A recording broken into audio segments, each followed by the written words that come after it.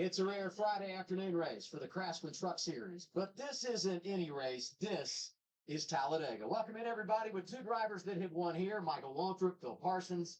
I'm Adam Alexander. So Larry Mack always said about this place, if you're in it, you can win it. Who's on your short list, Phil? Well, a couple of guys I want to look at are the guys that are above that cut line. They come in here in a pretty good spot. One of those is Ty Majeski. You want to peak at the right time. You want to have momentum when it counts. And man, did he have that. He won our last two regular season events, and then he finished second in the first race of the round of 10. Remember, last week at Kansas, he was leading, coming down for the white flag, ran out of fuel, ended up losing that race. But he is hot at the right time. He's a guy that knows how to get to the Final Four, and he may do it again. And I also want to take a look at Nick Sanchez. Nick Sanchez narrowly missed making the Final Four, the championship four last year, on a tiebreaker. He was dead tied with Ben Rhodes going into that Final Four. Didn't make it.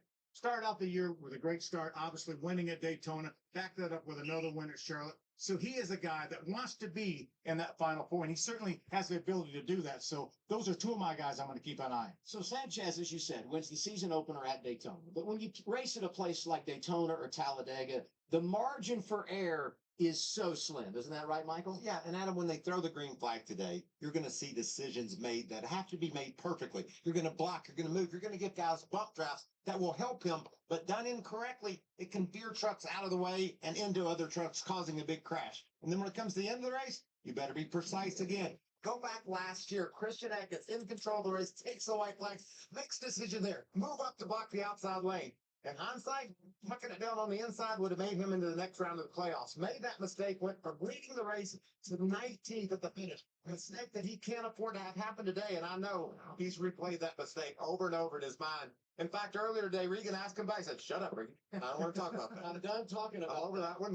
Let's talk about today." And he's going to be a strong truck here today. The best way to put it behind you. 8 drivers still championship. If one of them gets the trophy, they're going to NASCAR's promised land, the Championship 4.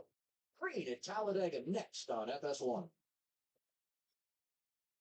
Yes, we will be, and welcome to this afternoon's live commentary coverage of the Love's RV Stop 225 at the Talladega Superspeedway, an 85-lap race to see if any one of these 8 drivers to begin this round of 8 of the Truck Series playoffs will advance their way into the Championship 4 with a win around this 2.66-mile super speedway in Talladega, Alabama. Appreciate everybody tuning in here today for this Craftsman Truck Series live commentary stream, our first of 4 live commentary streams this weekend.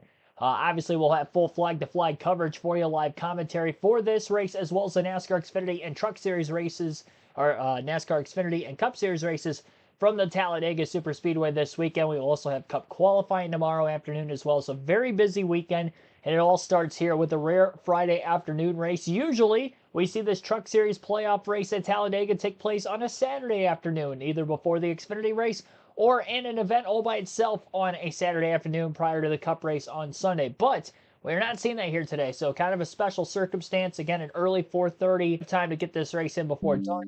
No rain in the forecast today, but there is overcast skies, so maybe the track conditions a little bit cooler than what we'd usually see this time of the year. We'll go through the starting lineup for this race. You can see the point standing scrolling at the bottom of the screen. We'll go over that once we get through the starting lineup as well. William Sawalich in the number 1 truck for Tricon Garage will be on the pole for this one this afternoon. Ben Rhodes outside of the front row starting second. Rhodes eliminated from the playoffs in the round of 10. Still trying to get that first win before the season is out as the defending series champion.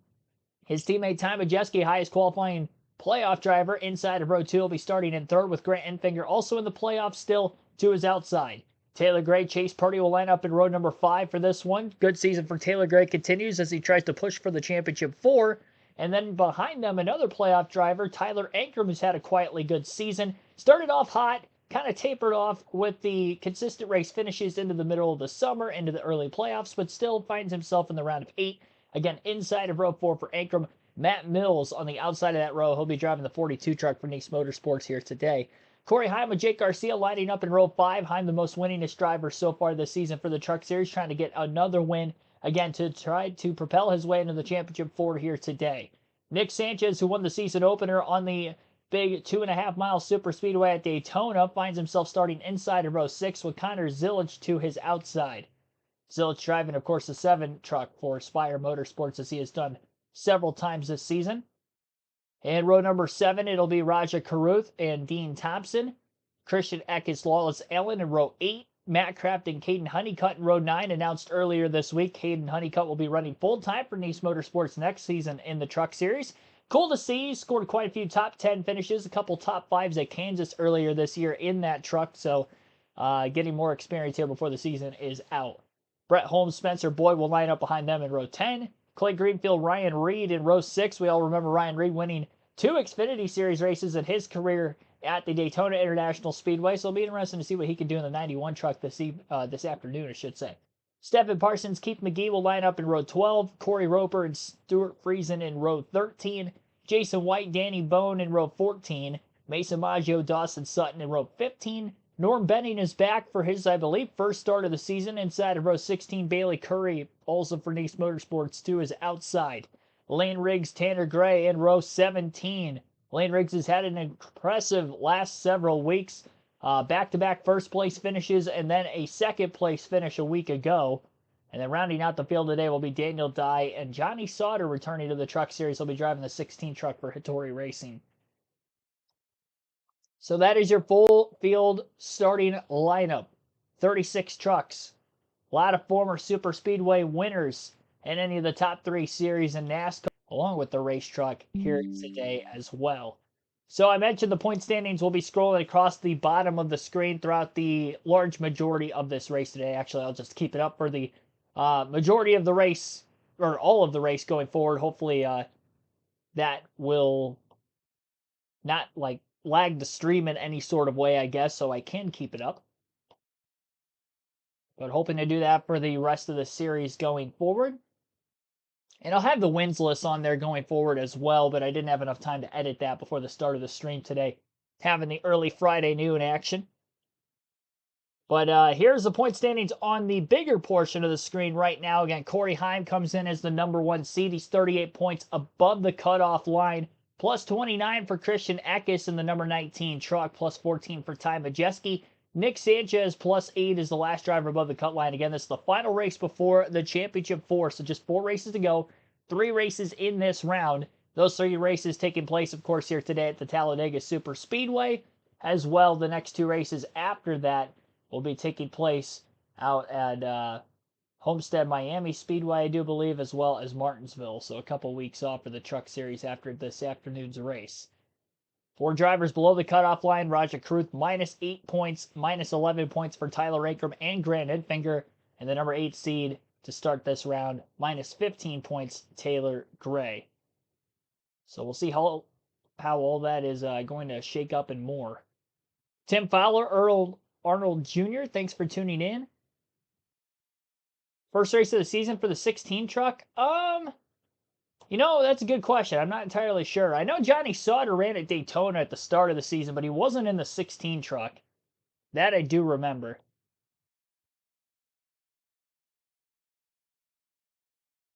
Yeah, I don't know if this is the first time a 16 truck has raced or not.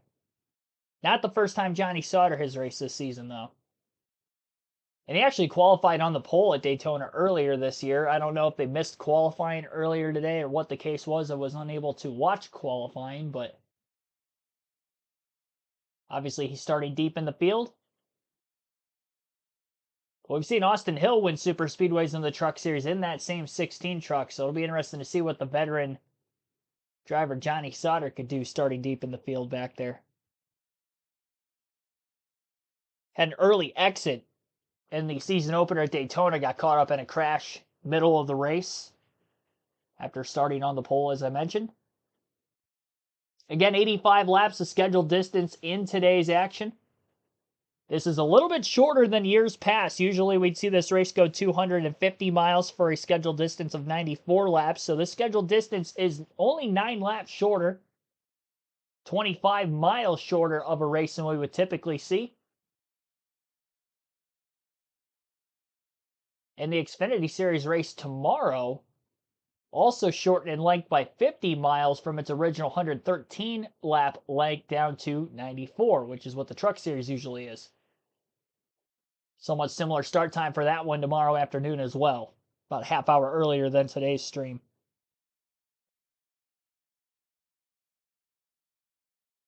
Ready to go, though. Think we'll have a good one. Usually do, and it'll be action-packed, that is for certain.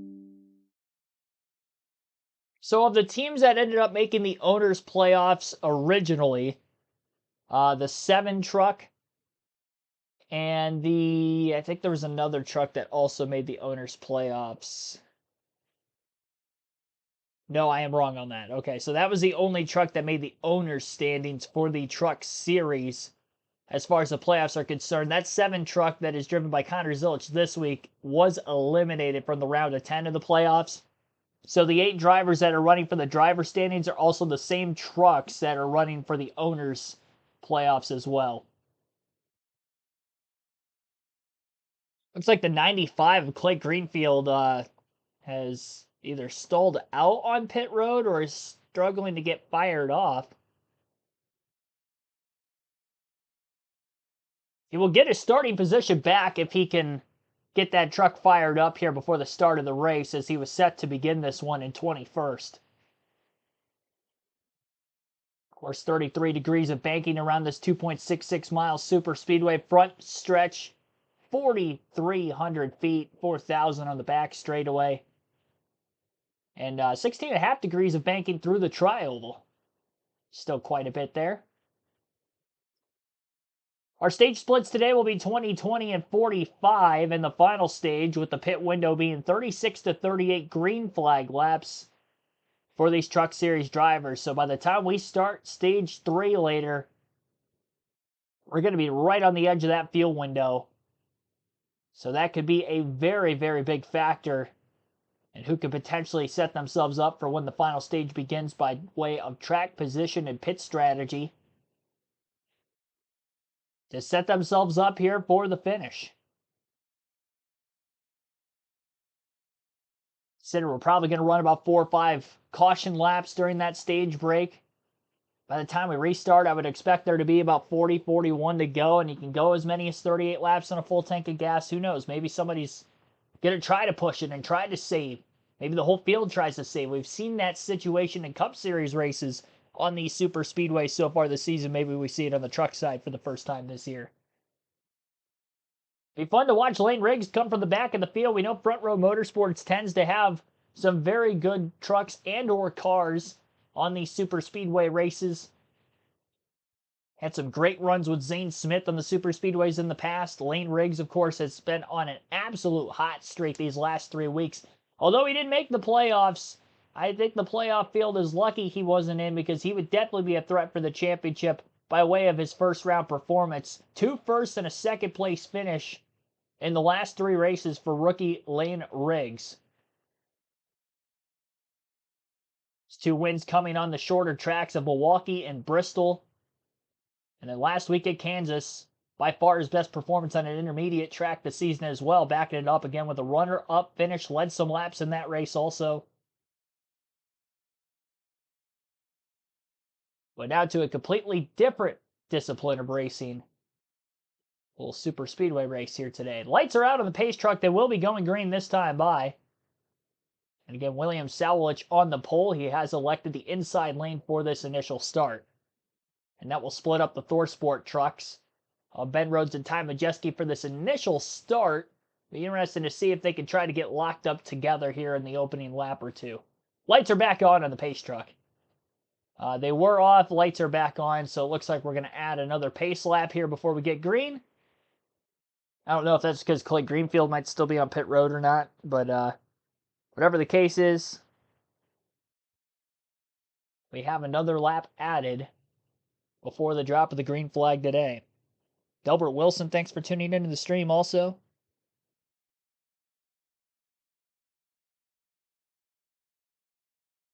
No, the last time a truck race was canceled? No, I have no clue. That's a good question that I do not know the answer to.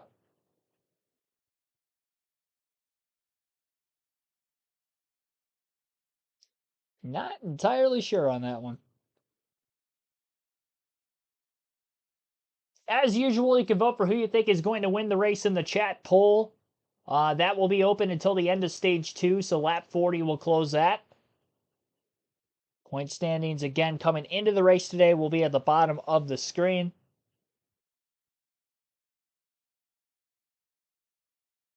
And I'm not going to be able to obviously change them throughout the course of the race like you would see on a live ticker for those of you that are actually watching the races at this time of the year.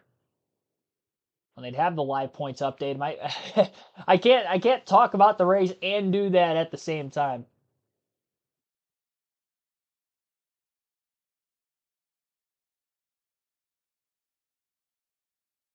Yep, definitely be sure to hit that like button. We'll have our diecast showing at the end of stage 2 per usual as well. Our diecast theme of the week is going to be Talladega winners. So former Talladega winners will be our theme this week for the diecast showing. Again, that will be at the end of stage 2 as well all week for these Truck Xfinity and Cup races. Our start times for the rest of the weekend while we're still waiting for this race to get going. Cup Series on Sunday afternoon, we will go live with our pre-race at 1:30 p.m. Eastern. And then tomorrow's doubleheader on the channel will have Cup Series qualifying also at 1:30 p.m. Eastern, followed by the Xfinity Series race also later tomorrow afternoon. That will be starting at 4 p.m. Eastern. So again, doubleheader tomorrow. And our Sunday main event, of course, with the 500-mile Yellowwood 500 at Talladega for the NASCAR Cup Series.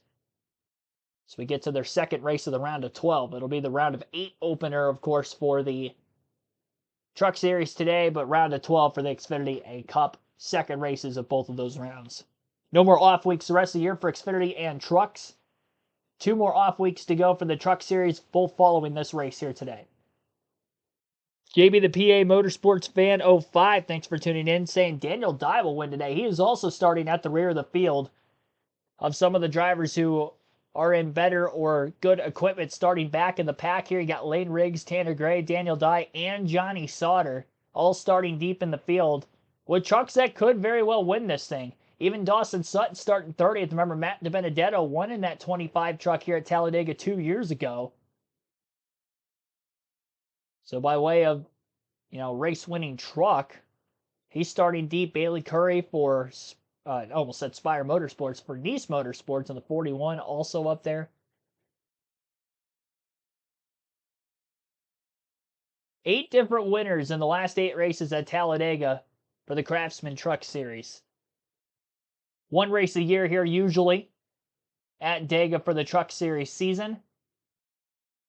And we've seen a lot of first-time winners in a lot of those races as well. Will we see somebody get their first career win here today also? Very well could happen.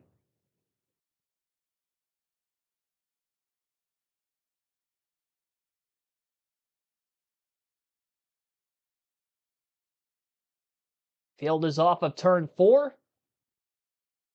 Pace truck will be on pit road for sure this time by, and we will be going green. 36 trucks getting set to go nearly 200 miles an hour over the next hour and a half to 2 hours.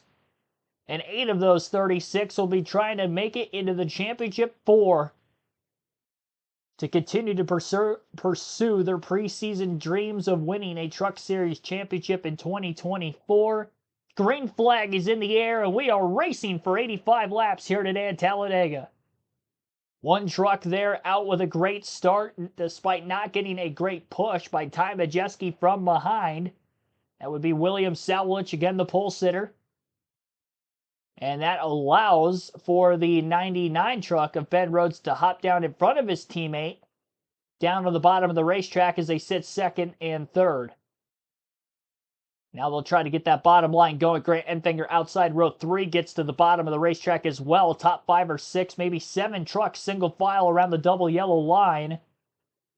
While the second lane formed by Chase Purdy in the 77. And now Enfinger hops right back out of that bottom lane line. He'll lead the charge on the top. And immediately after making that move to the outside, gains about 3 or 4 positions. Pulls outside of the race leader in the center of the tri-oval. And he's going to lead lap 1.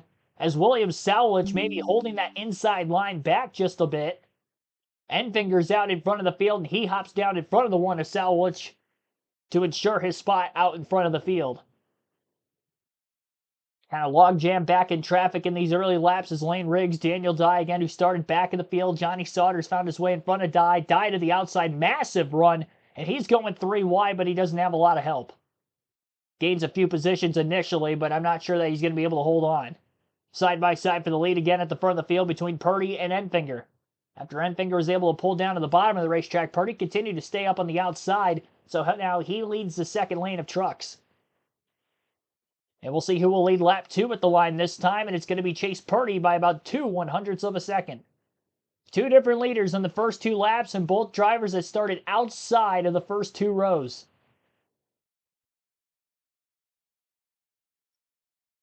Purdy clear. We'll see if he stays up high or if he moves to the bottom. Center of 1 and 2. Off turn 2, moves to the inside on Enfinger. And now the 42 truck, Matt Mills, is up on top. With Jake Garcia, second-year driver in the Truck Series, to his outside. I should say to his back bumper on the outside. Fast start here on this very fast racetrack.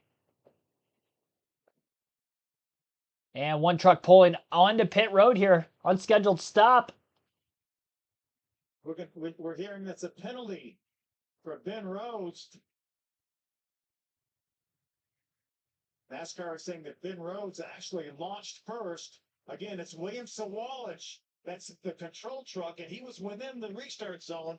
And Ben Rhodes jumped a little bit early. And you see him give it back. Ben definitely rolled off the gas to give it back. But in NASCAR's judgment, he jumped the start on the pole sitter, and that's not allowed. So he was charged with a drive-through penalty. Oh, there you have it. So Ben Rhodes, the unscheduled stop wasn't a stop after all, but a penalty having to serve. Pass-through penalty for Ben Rhodes. It was jumping the initial start. He was outside of row 1. Sowlich, who was the starter, was supposed to take the green flag. Although he took the green flag, he did not fire off first in the restart zone. Therefore, the penalty for Rhodes. So tough break continues. Rough several weeks for Ben Rhodes in that 99 team. Really rough season as a whole after winning the championship just a year ago. Matt Mills continues to trade back and forth for the lead with Grant Enfinger. 3 different leaders in the first 3 completed laps of this race already. Grant Enfinger, 4 completed laps, excuse me, but still 3 different leaders. We've had a lead change every single lap. Enfinger led lap 1, Purdy led lap 2, lap 3 by Mills, and lap 4 again by Enfinger.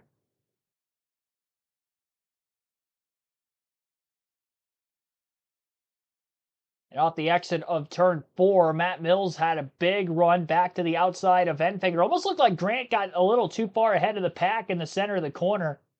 Had a couple truck-like lead over the rest of the field behind him. Allowed for Mills to catch up and lead that lap. 5 lead changes in the first 5 completed laps now. Mills, by 17 one-thousandths of a second, led that last time by.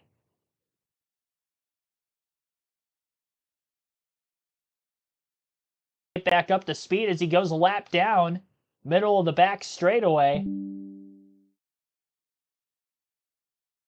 Trying to blend in line in the center of the pack, and does. So Rhodes already a lap down on lap 6. And there's some slower trucks at the very back of the field who have lost the lead draft that could go lap down before the end of this first stage of 20 laps as well. So Rhodes will have to fight to get this free pass position more than likely if we stay green for the next 14 laps to get to the end of stage 1. For the first time in the race, somebody has led consecutive laps, that driver being Matt Mills, who has led the last two, both by a little less than 2/100ths of a second at the line both times. Enfinger and Majeski, the only two playoff drivers up in the top 7 positions. Taylor Gray also in the top 10 and 9th. Majeski in 7th, and obviously battling between 1st and 2nd is Enfinger on a lap-by-lap basis. Enfinger clear on the inside again over Purdy. Looks to control the lanes a little more through 3 and 4 this time. Not as big of a gap off the exit of the corner compared to what he had the lap before, a couple laps before when he lost the lead.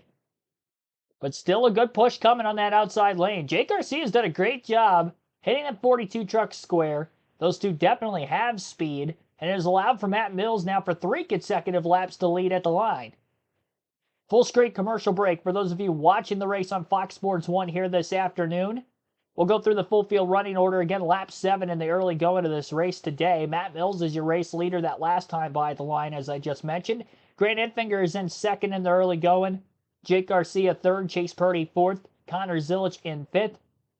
Make that William Sawalich, in 5th, and Connor Zilich scored 6th at the line. 7th for Ty Majeski, Dean Thompson 8th, Taylor Gray 9th, Lawless Allen in the top 10 and 10th. Tyler Ankerman 11th, Christian Eckes 12th, Corey Heim 13th, Ryan Reed 14th, and Raja Krug 15th. 16th for Nick Sanchez, 17th, Matt Crafton, Stuart Friesen 18th, Brett Holmes 19th, and Tanner Gray in 20th. 21st for Stephen Parsons, Bailey Curry 22nd, 23rd Lane Riggs, 24th Johnny Sauter, Dawson Sutton 25th, Daniel Dye 26th, 27th Clay Greenfield, Corey Roper 28th, Mason Maggio 29th, and Norm Benning 30th. Caden Honeycutt 31st, 32nd Jason White, 33rd for Danny Bone, Spencer Boyd 34th, Keith McGee 35th is the last truck in lead lap, and again Ben Rhodes in last, 36th, 1 lap down. Had to serve the penalty.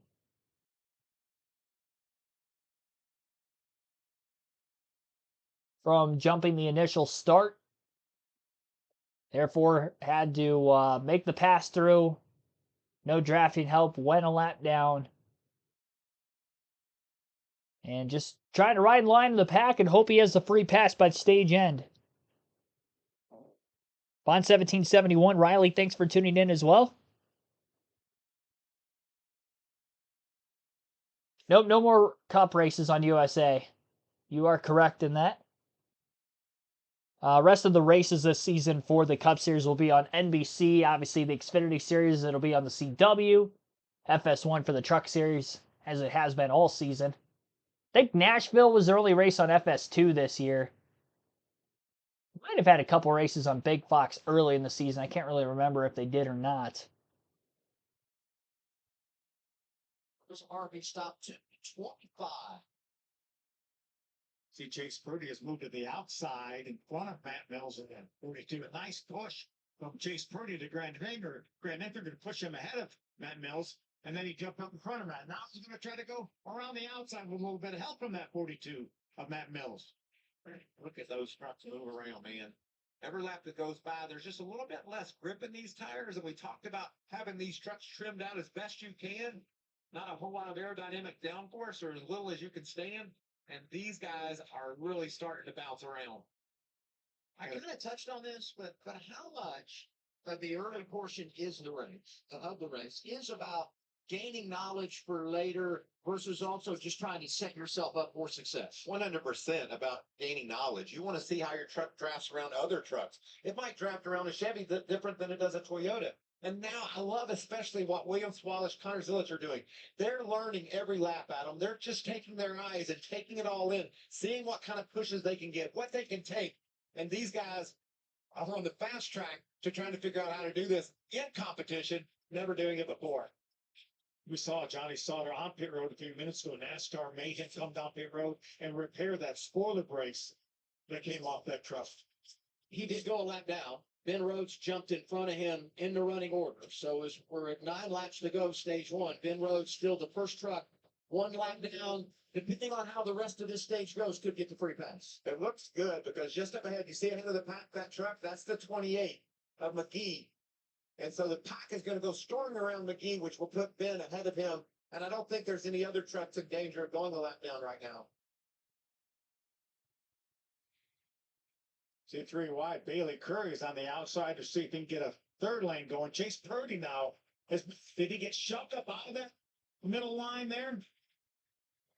See if we can see. Look at bottom of your screen. Oh, turn. That was a push from the 42 of Matt Mills, and he was trying to help him. He was not trying to push him out of the way. He was trying to help him as they go by Keith McGee. That's the red truck on the outside. Phil, like I said in the opening, you got to be precise, but you're going to start pushing. You're going to start blocking. You're going to start changing lanes, all those things right now. And that's why this is such a wild race, because you've got to make sure your decisions are perfect. You talked at the very start about what happens when you lose your momentum, like we saw Christian Eckes do last year. Chase Purdy's almost to the very back of the pack. He's fallen probably outside the top 25.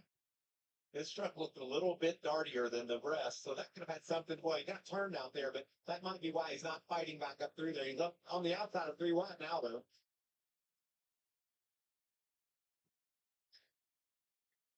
Riding along with Lane Riggs, the Love's RV stop Ford. Running up through the middle, again, a nice little run going up through the middle here, following the 15 of Tanner Gray. Sometimes when that middle opens, it's a great feeling.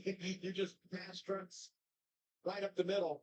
Was racing around some playoff drivers. Went by Christian Eckes, Sanchez, the 91 Ryan Reed making his first start of the year. 38 showing some speed and muscle early on. Okay, Reed, he is struggling right now to hang on to that truck. Sanchez all over. So Christian Eckes was back there as well in the NASCAR truck. Now he has moved down to the inside line. This is some tight racing. Watch the 91 as the 2 gets there. He was wobbling when he got there. And it didn't get much better. I think Christian Eckes, he and his spotter decided we better back off the gas here a bit. I'm nervous for both the 2 and the 19 being playoff drivers, because you get in the middle of it. You need to leave here with some stage points. You don't want to take a hit at Talladega opening race of the round. Now they're both in a compromised position. Coming to 5 laps to go, stage 1. Grant Enfinger out front right now. He's led 5 of them so far. The finish to the first stage when we come back. Well, I'm surprised, but at the same time, not surprised. They're taking a full screen commercial break with 5 laps to go in stage 1 on a super speedway here at Talladega. Things probably about to get wild, but we have no clue of what is actually going on at this moment, unfortunately. What we do know is Grant Enfinger did lead that last lap at the line, is currently your race leader. Matt Mills has scored 2nd, William Sawalich 3rd, Jake Garcia 4th, Ty Majeski is 5th, Connor Zilic 6th, Taylor Gray 7th, Dean Thompson 8th, Tyler Ingram 9th, and Wallace Allen is 10th. We'll stay right here, obviously, and I'll bring you the last couple laps when they come back from this break. Enfinger has led for now 6 laps, 4 different times, 3 different times that Mills has led for a total of 9 laps, as he now just led that last time, so another lead change. William Salich, despite starting on the pole, has not led a lap, but has been up in the top 5 the entire time, and Chase Purdy led for 1 lap before getting shifted, jumped out of line there. He got really loose after a bump draft from behind. He is now back at 10th, 15th rather, 15th for the 77 truck of Purdy. So all these playoff drivers in the top 10 know that stage points are awarded at the end of stages 1 and 2, and stage 1 coming to an end at lap 20. Very short here today at Talladega. Tend to be short in the series in general, just because the races overall are way shorter. This one only 225 miles here this evening, but yeah, got to be a huge emphasis on qualifying, to say the least, especially now that we're deep in the playoffs. Grant Enfinger, really the only playoff driver that spent pretty much its entirety of the first stage in the top 5. Ty Majeski's kind of sat between 6th and 7th, bounced back and forth in the positioning order there after starting in 3rd. It's been pretty much bottom all the way through this first stage. Started inside road 2, let his teammate Ben Rhodes down in front of him. Rhodes had to make the unscheduled pit stop. So then he lost his teammate, and he's just been boxed in with all the traffic to his outside. Hasn't been able to get off that double yellow line, so as the truck from the outside moves to the front and jumps to the bottom of the racetrack, that only pushes him an extra row back, and that's why he's running where he's running. They'll be coming off turn 4 this time for 2 laps to go in the stage. Enfinger leads and trying to nab this important stage win. Working himself into the tri-oval. Hasn't been aggressive in trying to control the lanes on the straightaways, and that's why Mills is able to get the runs, keep getting to his outside. But Mills has not been able to clear the 9 truck and get to the bottom himself and try to control the field. Whenever he has led at the start-finish line, it's been less than a car length every time. Although Enfinger did lead that last lap by quite a bit, as he was able to stay clear of the 42 truck. Nick Sanchez short pitted as well. Interesting strategy from the 2, trying to leapfrog the field perhaps to get up into the top portion of the running order. He appeared to be at least the only playoff driver that came to pit row. I'm not sure if hardly anybody really came into the pits anyway. Remember, the stage ends when the race leader gets to the start-finish line with 2 laps to go in the stage. So he had to hit the commitment line before Enfinger got to the start-finish line.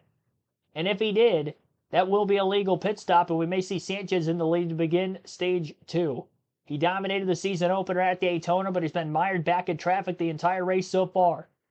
Final lap of stage 1 now, headed into turn 1. Side by side for the lead after Enfinger again led that last lap. But now the 42 truck of Mills is right there on his door.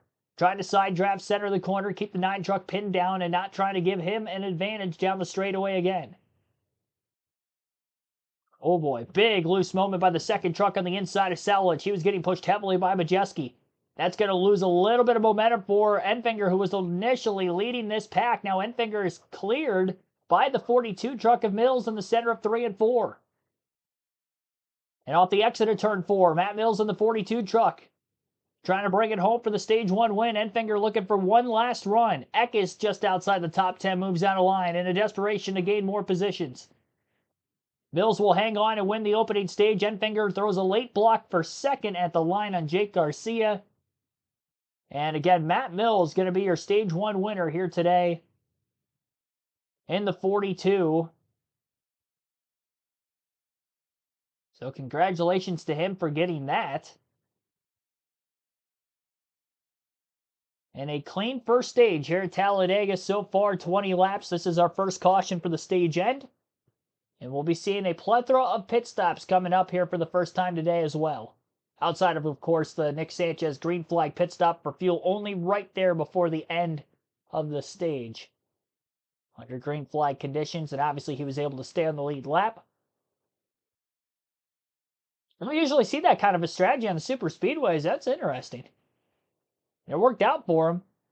It was bold, but appears to have gotten to the commitment line in time. And honestly, in doing that, you almost wonder if you're going to see drivers do that across Xfinity and Cup Series this weekend as well. Especially the playoff drivers, if they're not in position to get stage points. It's an interesting strategy call, of course, knowing that you're going to get that caution at the end of these first 2 stages. Might see it play out again in stage 2 as well. Be a little more risky today in stage 2 just because that final stage is right on the edge of the pit window, but it may work out for him here early. So Matt Mills wins the stage. Grant Enfinger was 2nd. Jake Garcia 3rd. William Sawalich 4th. Connor Zilich 5th. Dean Thompson 6th. Ty Majeski 7th. Wallace Allen 8th. Taylor Gray 9th. Tyler Ankrum, rounds out the top 10. And those are the 10 drivers. 6 are not. So half the playoff field getting stage points and half outside the top 10. We'll take our first ad break in the stream here. You're listening live to the Love's RV Stop 225 at Talladega for the NASCAR Craftsman Truck Series.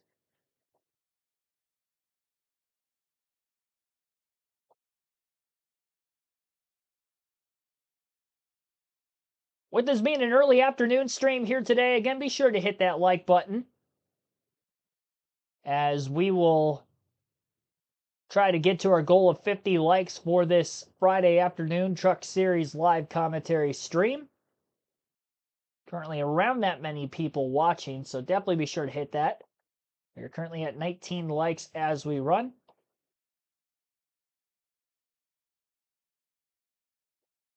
I believe that is the first career stage win for Matt Mills. Definitely his first of the season. But I would not be shocked if that is the first career stage win in the Truck Series for Mills. He has ran all 19 races this year. Unfortunately, though, he sits 23rd in the point standings. Not been a great year, but can really turn it around with a good run today. 6 DNF finishes. I should say 6 laps led, it looks like. I was looking at the wrong categories. He had 3 DNFs. 2 top 10s and 1 top 5 for Mills this season. But, yeah, trying to get that first win in the win column in his Truck Series career.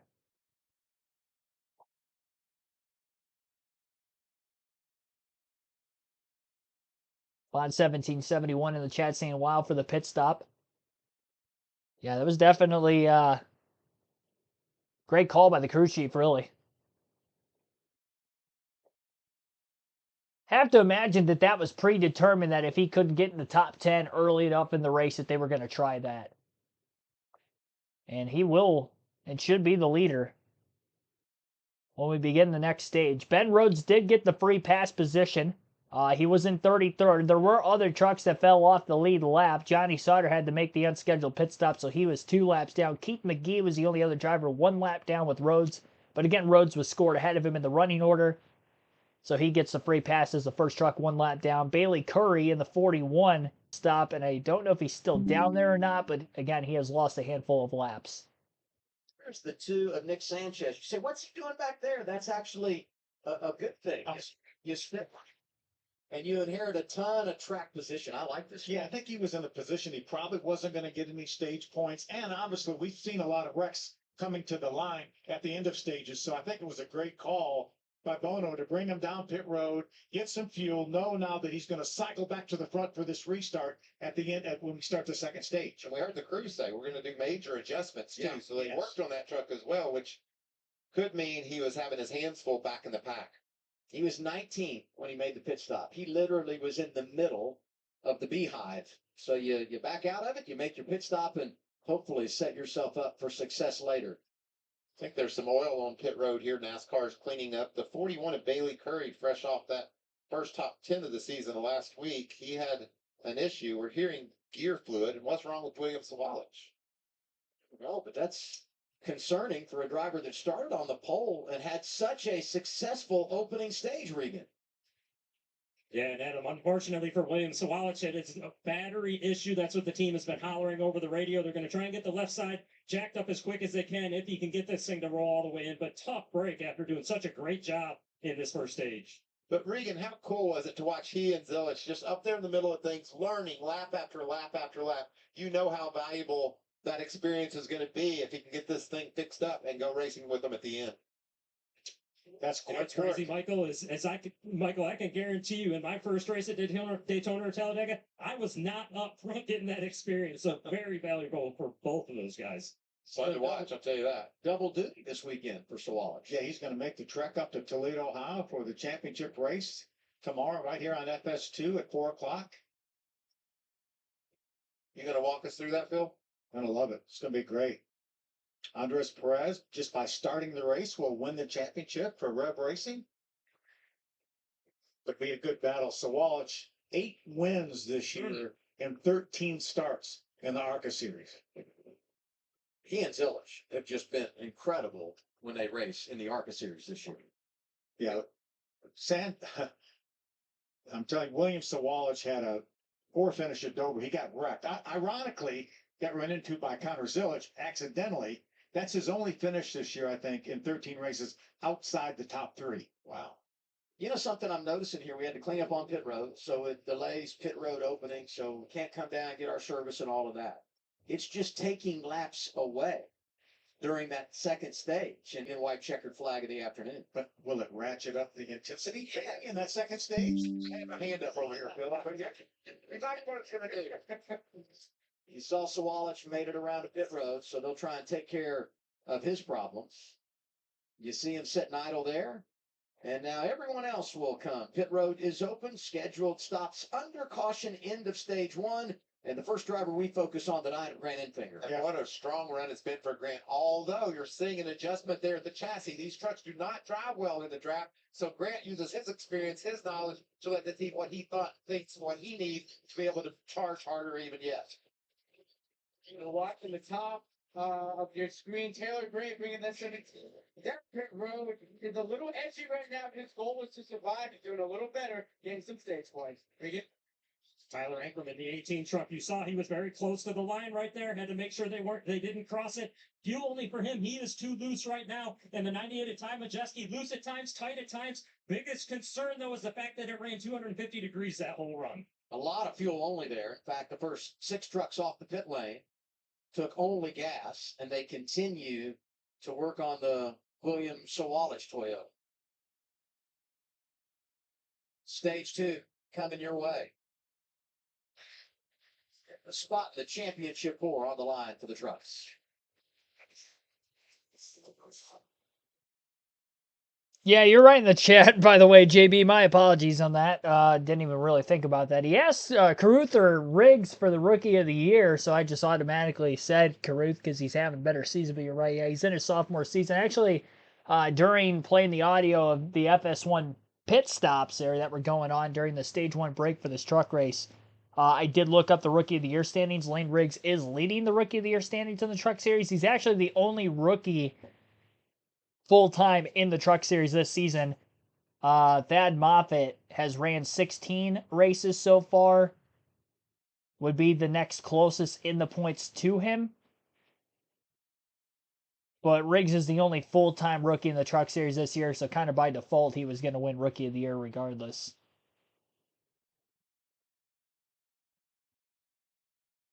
Pick for the World Series, Phillies over the Yankees in 7. It's a good pick, but don't be sleeping on my Tigers. Don't be sleeping on my Detroit Tigers. Making some noise. Unfortunately, I will not be able to catch most of that game tomorrow, considering both of the live commentary streams will be going on at Talladega. Again, we will be streaming live Cup Series qualifying at 1:30 p.m. Eastern. And we will also obviously be live at 4 p.m. Eastern for the Xfinity Series race. We'll be getting Stage 2 underway here shortly. A lot of caution laps for this stage end, which is interesting to kind of look at, considering if we may see this again at the end of Stage 2. We've ran 5 laps under caution thus far. That's going to put them way closer to the edge of that fuel window by the time the final stage begins. Again, fuel window 36 to 38 laps. Final stage as a whole, though, is 45 laps.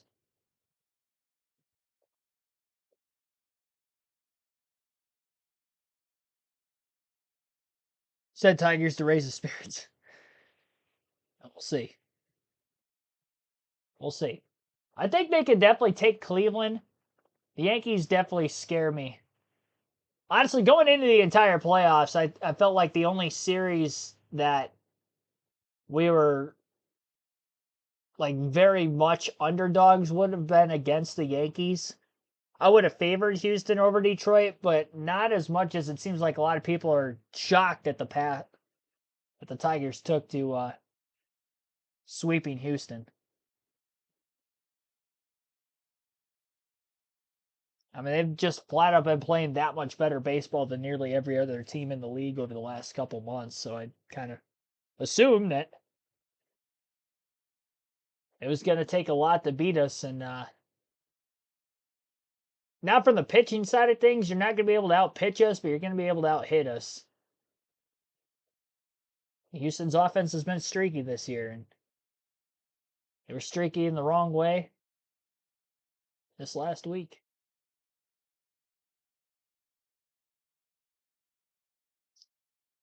Back on the race side of things there, back from the commercial break. Talladega, we talk a lot about the boulevard. There's also, family areas out there as well, so you don't have to get lost on the boulevard. It's going to be 7 laps under caution. This is massive, 3,000 acres, and 1,000 acres dedicated to camping. It's a race fan's dream when you come to Talladega Superspeedway. Coming for the choose. Obviously, as we've talked, Sanchez will inherit the lead. He is the control truck by his pit strategy, and I really like that. I mean, a short stage here. The choose here isn't nearly as critical as you might have it in other places. You might choose a teammate There's another part of the Talladega infield that I love. Bill's Garage. Big Bill's celebrating Bill France Sr. That is just a wonderful place to stop in, have a cold beer, and enjoy the race. What do you have for us, Mamba? I got the crew chief of the two of Nick Sanchez, Kevin Bono, Manuel Bono. We saw you guys come down early there. Was that part of the strategy the whole day, or is that just because you guys were running about 18s right there? Yeah, no, definitely not the strategy. We were hoping to get some stage points in that first stage. We tried the top lane and pushed the 91, got a little loose, and we had all check up. So with being out of the stage points, kind of a no-brainer, just come, and we knew everyone was going to do fuel only, so we're even with everyone now and have to lead. So hopefully get some stage points in stage 2. Thanks, guys. Nick wants to lead this race and control it from the front. Well, now he's right where he wants to be. And that's just a great audible, I think, by Bono. They saw they weren't going to get those stage points. We saw him nearly getting a crash with Ryan Reed, but good call there, Ryan. What's happening down there, Regan? Well, you guys see William Sawalich still on pit road. Actually did not turn out to be a battery. They think it is the main power switch. They're trying to change that out right now. And the 88 Matt Craftsman, he made another stop on pit road as well with the hood coming up. They've been running hot. They actually removed the radiator fan completely to try and help cool that truck down just a little bit. They think it was blocking air. Interesting. Sawalich going to go 4 laps down here. Other drivers 1 lap down. McGee and Sauter, they'll fight for the free pass. Here's Corey Heim radio, score 12.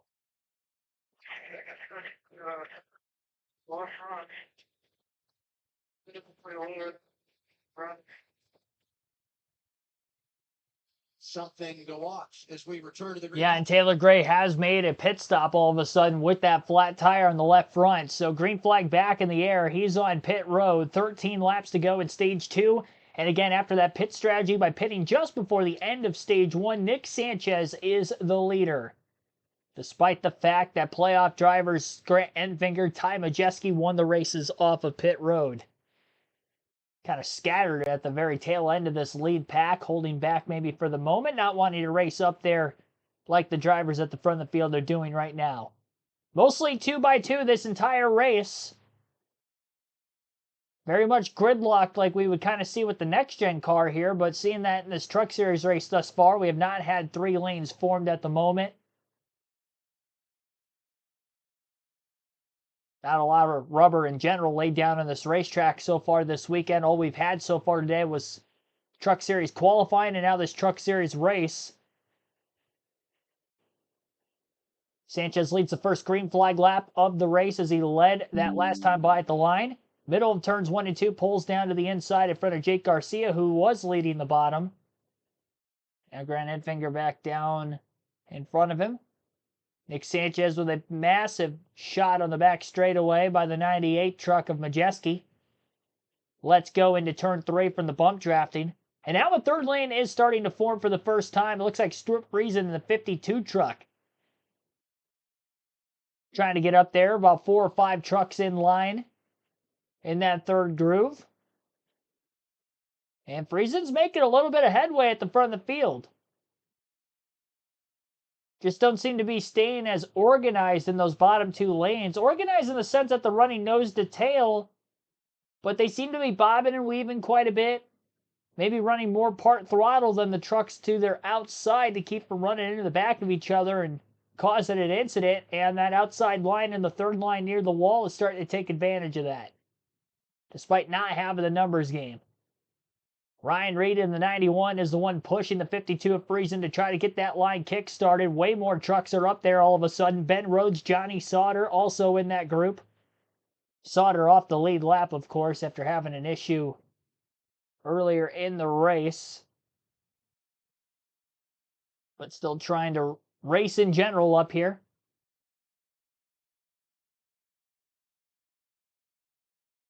And Enfinger again leads that last lap by about 11 1/1000ths of a second over Nick Sanchez. 10 laps to go in stage 2. Garcia down on the bottom lane, the push truck to Enfinger. Lawless Allen in the 33 all of a sudden is now up in those top 4 positions. First time he has been in the top 5 so far today. One of the few trucks that was actually kind of quietly moving through the field in stage 2. 9 laps to go this time by in this second stage. The opening stage, and you'll win the thing. Through the cycle of stops, you're right in the middle. Oh, and it's so easy for someone to make a mistake right here. See that outside line is making some progress. You see Friesen up there leading Ryan Reed. Ben Rhodes along with him. I think it's just a matter of time, possibly before somebody will jump up there with him. Now they're losing a little bit of ground. It's always intense. Been 2 and 3 wide the entire way. My heart rate went up around with Lane Riggs out. I've been there, done that, as has Phil. And there's just nothing quite like the draft at Talladega. Next time around, 8 laps to go. Stage 2. Grant Enfinger having a great day. Up front with Garcia, Allen, Sanchez, and Dean Thompson. We go side by side on FS1. Remember that this is the first Truck Series race on a super speedway or drafting style racetrack since the very first 2 races of the year that started off at, of course, Daytona and then Atlanta soon after that. The Truck Series did not run at the most recent Atlanta playoff race like the Cup Series and Xfinity Series did that weekend. They didn't run the late August race at Daytona as well. So a lot of these drivers that maybe are new to super speedway style racing in NASCAR, not a lot of experience with it, but they are all in it at once and trying to learn on the fly. And what is a very, very pressure-packed situation here late in Stage 2. Again, almost the entire field, 3 by 3 now. Few trucks kind of scattering back off this lead pack, but for the most part, everybody's up in this. Top 24 trucks separated by 1 second, and the top 28 trucks in the field separated by 1.5 seconds. Those are all the trucks in the lead pack. It is very tight, nowhere to go, little room for error. As Nick Sanchez leads the middle group of trucks down the back straightaway, pulls along the outside of Enfinger.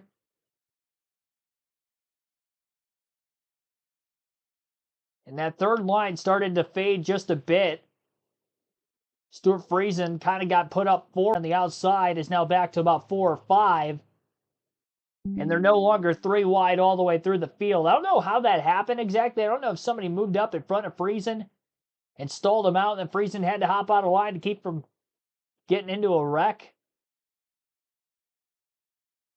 Very odd, but they did fade on both the number side of things and just their overall momentum.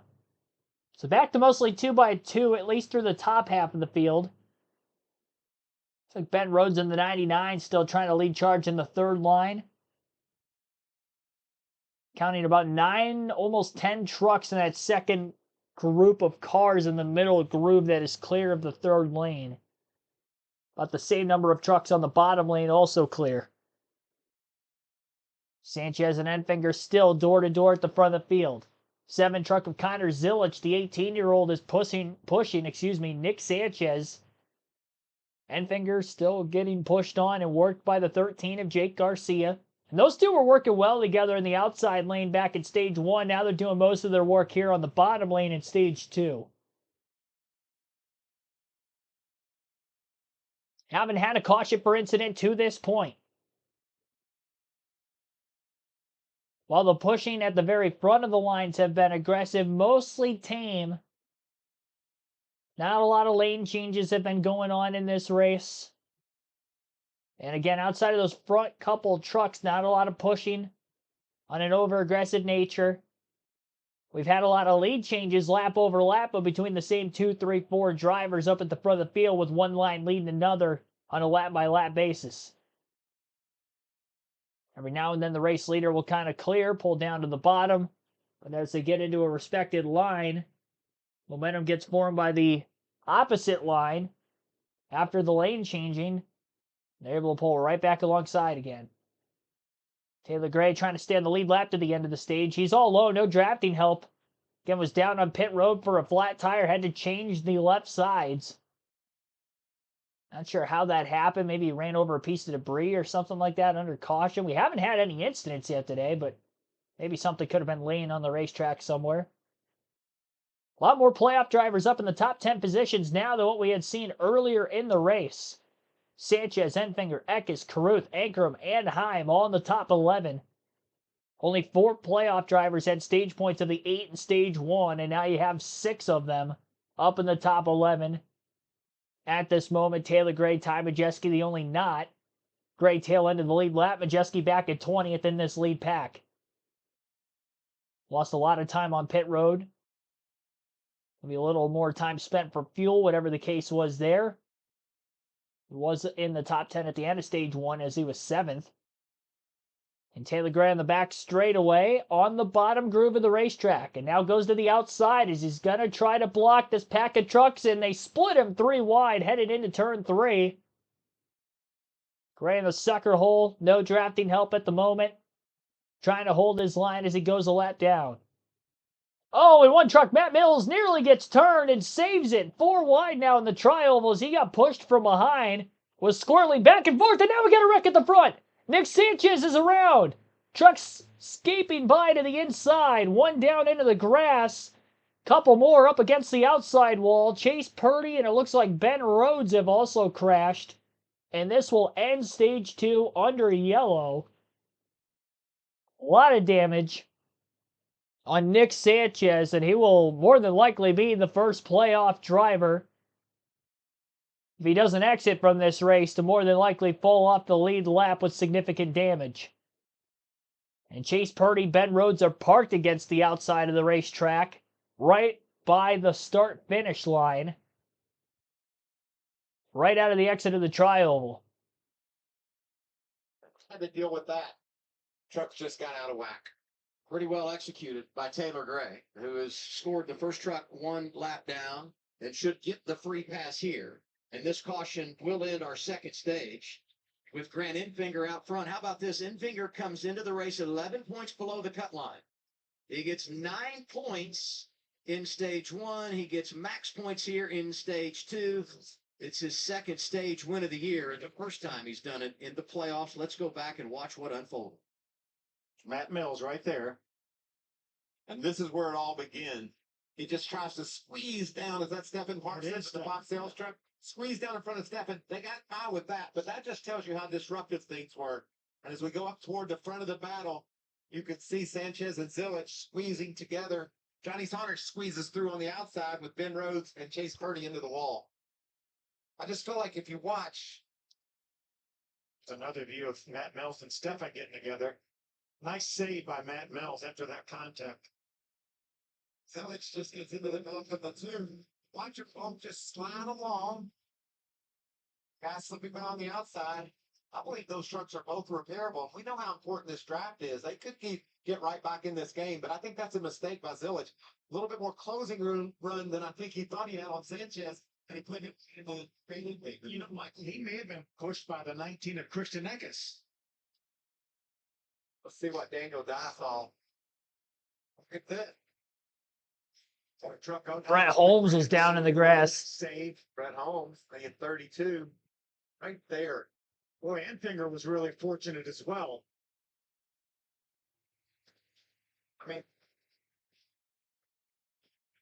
Zilich and Sanchez started that mess, and I believe they can repair those trucks. We'll see. A little bit more damage on that left side than I thought. Think about the turn of events, though, for Sanchez. He stays out. They play the strategy. You gain the track position. You're a couple laps from maybe winning a stage. It wasn't working. The strategy worked. Instead, you get wrecked, you get no stage points, and now you put yourself behind for the remainder of the race. Won the season opener in this format at Daytona. Also won Memorial Day weekend, Charlotte Motor Speedway. Did the second-year driver from Miami, Nick Sanchez. I don't think that truck's in bad shape, Bill. Sanchez and Zilich both, I think, can still contend. And how about Grant Enfinger as we come down to finish this second stage? It will be a 19-point two-stage effort for Grant Enfinger. Controlling the race. I was going to say, Just what he set out to do. depending on what we see here in regard to pit strategy, he may be the guy that's in charge when we go green in the final stage as well. It's all you can ask for. But I tell you what, Adam, I don't care how in charge you are. As these laps wind down, they're going to try to replace your charger, make you just a part of the story, not the charge guy. Someone else to give some credit to, Christian Eckes, didn't qualify great today. In fact, the worst of our playoff drivers, he was stuck back there in the trouble portion of the draft in that opening stage, but was able to rally to finish third in stage 2. Let's hear from Matt Mills' radio. That's a 75 or that's anything. Let me down right there. Fan at all. But he was his last and just let it fan out, try to block the whole track. Yeah, no. I think we kind of talked about that was going to cause chaos, and that's just exactly what happened. 3 playoff drivers get points in stage 1, 5 of them in stage 2, and stage 2 ends under caution because of this crash. Talladega. 6. Nick Sanchez goes for a spin off the front bumper of Connor Zilich, an ill-timed push in the center of the tri-oval where the trucks are at their lightest. And right out of the exit of that is where Sanchez ended up going up the racetrack, also collecting Ben Rhodes and Chase Purdy with significant damage on all 3 trucks. Brett Holmes was down in the grass on the bottom of the racetrack as maybe trucks either checking up and running into the back of one another. He kind of got shoved down to the bottom. Don't think he damaged the splitter too much on that 32, but does actually maintain his track position in 11th. Stage 2 comes to an end. Grant Enfinger will win the second stage of the race today, after Matt Mills had won stage 1. And for Grant Enfinger, this is the second stage win of the year for him. And again, it was the first of the year for Matt Mills. Enfinger's led quite a few laps, has spent time up in the top 3-4 positions this entire race so far.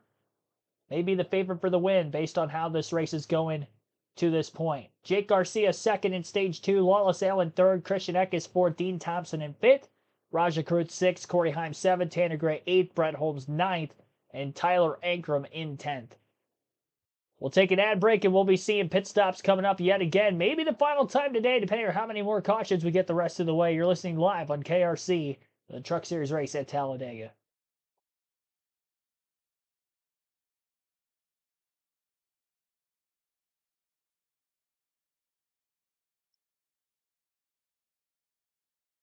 Ben Rhodes and Chase Purdy are out of the race following the crash. They are scored 3 laps down. I would imagine that means their day is done.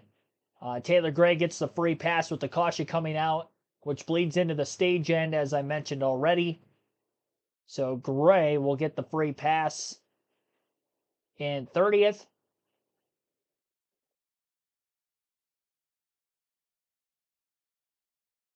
And as of right now, Nick Sanchez is still on the lead lap as he's on the DVP clock following the incident. Can Sanchez the season opening win at Daytona on the only other traditional super speedway race of the Truck Series season? Also had a win at Charlotte this year, one of his 2 first career truck wins on the season.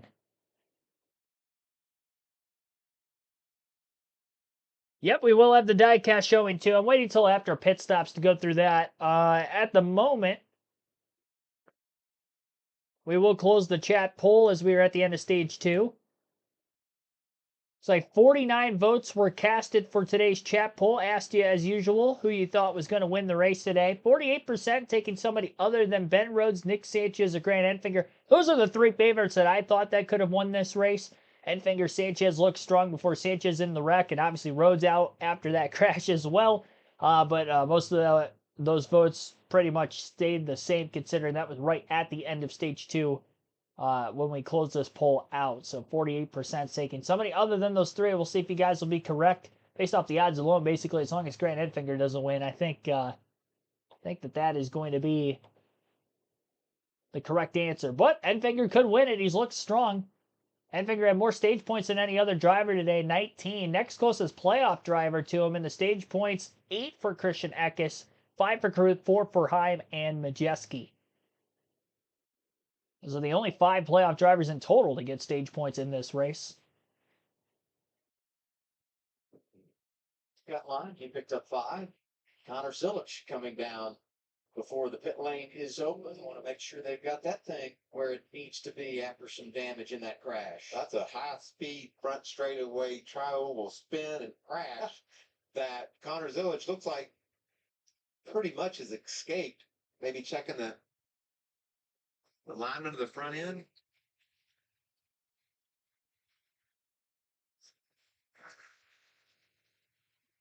Families affected by Hurricane Helene urgently need support. Help the American Red Cross provide meals and shelter to these families. Donate today to Hurricane Helene by going to redcross.org or by calling 1-800-RED Cross. And got to give a shout out to so many in our NASCAR community that have reached out and gone above and beyond to help all those after Hurricane Helene hit so hard here in North Carolina, Western North Carolina, East Tennessee, and our thoughts and prayers with all those impacted. You know, the race team stepping up and donating millions of dollars. Greg Biffle's been flying back and forth, taking supplies and rescuing people. Just story after story about our community helping out, and it's just so touching. And thinking about all the folks that were so affected by that terrible storm. That's the one thing I love about our community, though. When something happens like that, they're right there. It's official. Taylor Gray did get the free pass. I want to make sure that we give that officially to him. So he'll go back to the lead lap for the final stage. And Ben Rhodes, involved in the crash, has been released from the care center. Grant Enfinger leads him down. Pit stops at the end of stage 2. Remember, Jeff Stank, it was fuel only that first pit stop for Grant Enfinger. Going to go to the right sides. Looks like maybe 4 tires, Phil. They're sliding one over the wall there. Going to be 4 tires, and that may be their final pit stop. Mamba. We see the 71 of Roger Caruth coming in for a stop. A little bit more aggressive than asked him to get into it. He did, and there would be the truck is right where he wants it. We get The 19 to Krishnak is doing a nice job getting those stage points. That was the priority when the day started. Right now, truck is good. He just had trouble getting through the back in that first run. And the 18th Tyler Rankrum still too loose, getting into the corners, but way tight on exit right now for him. Race off pit road was tight. Raja Caruth maneuvering around traffic as the first off. Oh, Daniel He Dye 2 got it. tires. Fuel only for Daniel Dye, who was second. Riggs takes 2 tires. He is third. Thompson and Hyde, the next 2 on. Eck is the first of those drivers that got 4 tires. And look at this for playoff driver Tyler Ankrum. That was tight. Definitely cost himself some time trying to leave his pit as another truck was pitting in and had to get around the crew member who was trying to change the right rear tire as well. So Ankrum losing some track position. It looked like live Daniel Dye won the race out of pit road and not Raja Caruth. But on Fox's leaderboard of the live pit stops there, it looked like Caruth maybe won the race off pit road. 2 tire stop. Most of the field taking 2 tires. Dye took fuel only to gain 11 spots. Not sure if anybody might have pitted before the end of the stage to leapfrog some track position. But we'll continue to monitor that, obviously, as we continue on here in this stage. About halfway home as of right now. 85 lap race. We're at 42 to go. By the time we get this restart in, we're probably going to have about 39, 40 laps left in this race. And not a long one today, only 225 miles.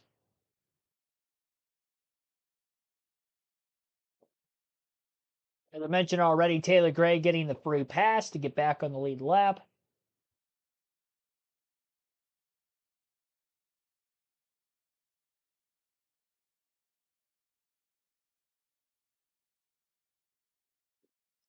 NASCAR Vintage 17, thanks for tuning in.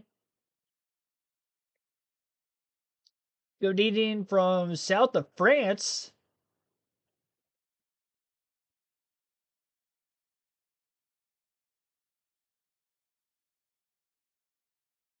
That's Jersey in the NFL. That's interesting. I've always liked it. I personally, I think the Raiders are my favorite, like, jerseys in the NFL. Something about, like, the black and silver. It's a very football-esque jersey. Like, when you think, like, football and, like, being tough, I feel like that jersey comes off, like, the best for that reason. You know, maybe a little bit of bias, but I definitely think I do like the Packers green and gold up there for sure. But yeah, something about the Raiders jerseys over the years I've always really liked. I've always liked the Rams old school jerseys too, back when they were in like St. Louis. Those jerseys they had in the early 2000s, right around when they last were in the Super Bowl. the St. Louis era, at least. And this powdered blue with the gold yellow. The Michigan Wolverines fan, I've always liked that. I thought that it kind of looked almost identical to it. Slightly different colors. Yeah, I've always liked that as well. Those are some of my favorites. No, I didn't actually catch the football game last night. I heard it was a good one, though. I was looking at the box score today. I had the only fantasy team guy I had there was Koo, kicker for Atlanta. Scored me double digits again, 3 weeks in a row. Michael Walter, Bill Parsons, Adam Alexander, Regan Smith, Mamba Smith on the pit lane. And we are ready for the stretch run. And so far, so good when you talk about activity on track for the tailgaters. See some folks coming to pit road here as we come to one to go. We wondered if a lot of people would stop now and try to stretch it, make it from here to the end. I don't see any of our front runners doing that, guys. But you got to figure, Phil, we were just getting some notes from our stat guys of how many cautions are in this final stage.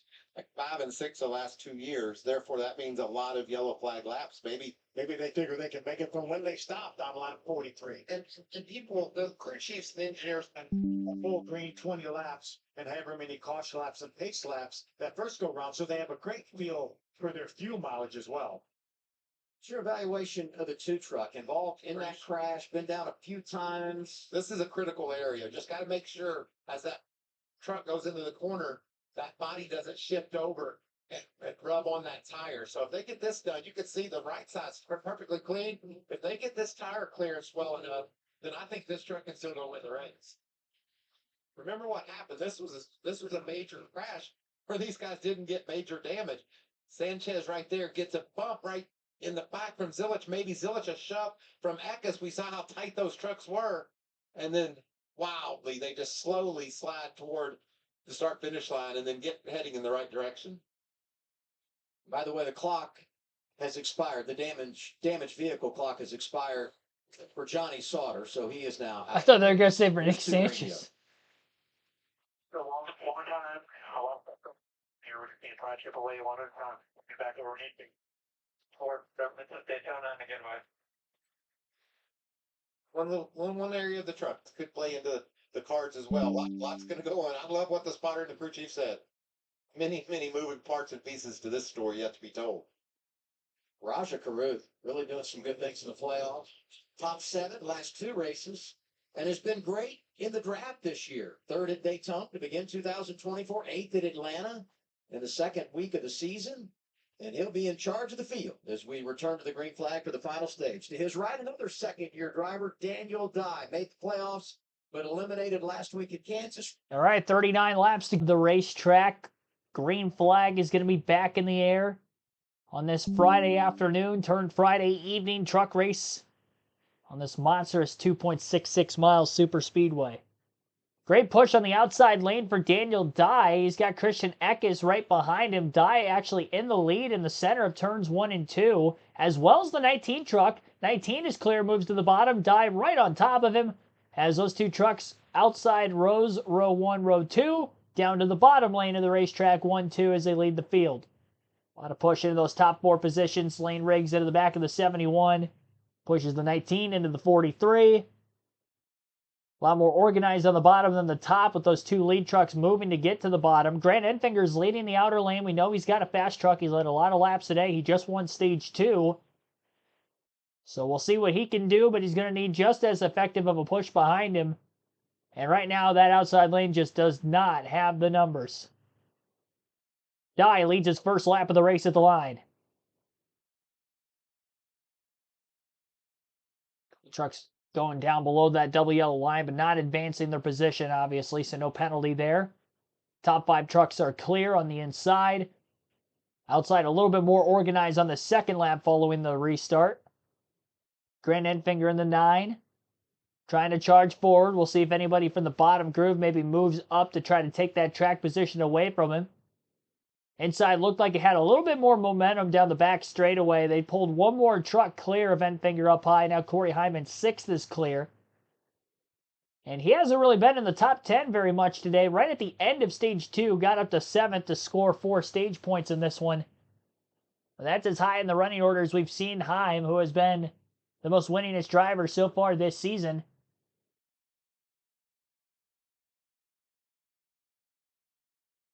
Had by far the most dominant truck in the field last weekend at Kansas en route to his win. Enfinger to the outside of Heim that time through 1 and 2. You'd expect the outside to have a little bit more momentum off the exit of the corner. They just didn't the last couple laps. This lap a lot more, though. Clearing Dean Thompson in the 5. Outside of the 38 of Briggs. Outside of the 17 of Caruth. Big block by Eckes from the outside lane. He was inside row 2. Moves to the top. And this is going to be his pathway to potentially get to the lead off turn 4. Eckes has not led yet. Caruth and Dye, the two youngsters, on the bottom. Bump drafting as they try to control the field for the moment. Was the Truck Series veteran Christian Eckes and the Rackley team that goes on to lead that last lap. And that is going to be the first lap led for Eckes here this afternoon. Lap 50, that last time by the line. Currently working 36 laps to go. And again, we restarted with 39 laps left, which is potentially a lap outside the fuel window for green flag laps, so we'll have to keep an eye on that if we do somehow stay green this final stage. You can tell there's been a little bit more aggressiveness with the pushing since the end of stage 2, which resulted in that crash with about 2 to go in the tri-oval in that second stage, and that has bled into now these early laps of stage 3 at the front of the field. And this time by at the line, nose to nose again between the 19 and the 43. Eckes leads by about 0.02 of a second. Talladega for the trucks. Oh, they're cutting the commercial breaks. I was going to share some audio with you guys there. Never mind. Continuing to stay green, your top 10 in the running order. Christian Eckes in the lead, 0.02 of a second over Daniel Dye, 0.07 of a second over third place Grant Enfinger. 1/10 of a second back was Raja Caruth in 4th, as well as Stephen Parsons in 5th, and Lane Riggs in 6th. 2/10 back Matt Mills in 7th, Dean Thompson in 8th, then 0.3 of a second back Clay Greenfield in 9th. Good run for him here in the early going of stage 3, and then also 0.3 back is Corey Hyman 10th. That is the top 10 in the running order. Just over an hour since the start of this race to where we are at now. Again, 34 laps to go out of an original 85 laps, which was the scheduled distance today. And our average race speed to this point is 129.00 or 08 miles per hour, excuse me. And as of right now, only the 2 cautions so far in this race. The stage 1 break at lap 20 and the lap 38 incident in the tri-oval involving Nick Sanchez, Chase Purdy, Ben Rhodes, and Connor Zilich. Zilich and Sanchez continuing the race. Really no damage on Zilich's race truck. His involvement in the crash is just basically starting in a bad push in the tri-oval on Sanchez, who was in front of him. Sanchez has damage, still remains on the lead lap and in this lead pack in 24th. And as far as Ben Rhodes, he is out of the race. Chase Purdy is still in the race, but 2 laps down. And obviously Zilich on the lead lap as well. Bailey Curry had a mechanical failure back in stage 1 at lap 17, so he is retired from the race. Connor Zilich had some electrical issues with the starter, so he has fallen now 18 laps down. I believe he is off track in 35th. Ben Rhodes again is out. And Johnny Sauter was on pit road for a lengthy period of time during the stage break as well. And he was also on pit road for a lengthy period of time during the first stage end, so problems continue on for that 16 truck. Of course, not running all the races, so maybe some issues from a mechanical side of things because of that alone. Saulich started on the pole but did not lead a lap today. And as of right now, we've had 9 different drivers lead at least 1 lap in this race today.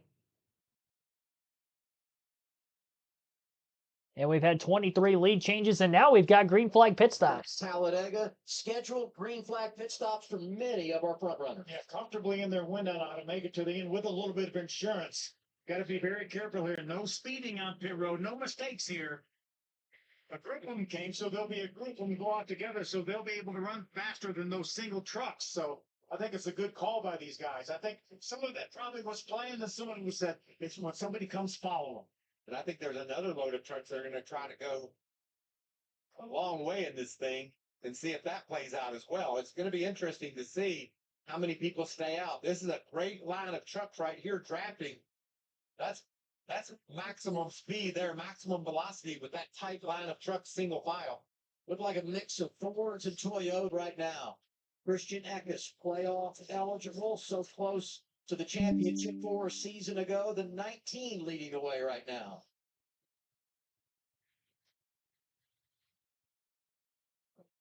Was able to lead this race last year, late in the going, had to get away from him. Six laps left today for Eckes. He's led 852 laps so far this season. In fact, he's led at least one lap in every race this year. Impressive campaign for him, no doubt. When scoring recycles, we'll get a good idea on how fast that other pack that pitted is going. Right now, Lane Riggs leads that group. They're off of turn 4. There's Lane, or excuse me, off turn 2 on the back stretch. There's Lane pulling them along. Yeah, it'll take another lap or so before they are able to see what kind of lap times they're able to run. You saw Lane Riggs leading that pack. Here comes the pack, led by Eckes. We saw that first group pit under green. These guys are going to have to do it soon. Take us behind the wheel, Michael. The challenges of making a green flag pit stop at Talladega. Communication, first of all. You've got to understand with your spotter who's pitting around you, when they're going to dive off the banks of turn 4. There's so much room to the inside at them. Get slow in a hurry. Get as low as you can, as fast as you can, in order to avoid someone running into the back of you. And then, like Phil said a minute ago, last pit stop, no mistakes. We don't want to speed. We want to stop perfectly in our box so our crew can execute. Yeah, that group ran within a half a second what our lead group is running. So they right now are 36 seconds in arrears. So they should be comfortable to run a good while before they would be in danger of going a lap down. See Charles tonight, crew chief for Christian Eckes. He has a plan. Wonder if I technically would share it with. Probably would. Yeah, I probably would. Brandon Inquick doing a nice job staying right in line there with Eckes, as well as Daniel Dye, the 43, Raja, the 71. As you mentioned, Adam, a lot of Chevrolets. Here they come. Here, watch it. The rest of them are coming down. No mistakes, no wrecks. Oh, that's going to be. I don't know. I don't think he got to slow down. Now he's going to need to stop to get some tires. If their plan was just gas only, you saw that left front pop on the 71 truck Mamba. We just saw the 71 come down. It looks like a left front tire. It's low. Sliding down with the pit entry. You got to just change that.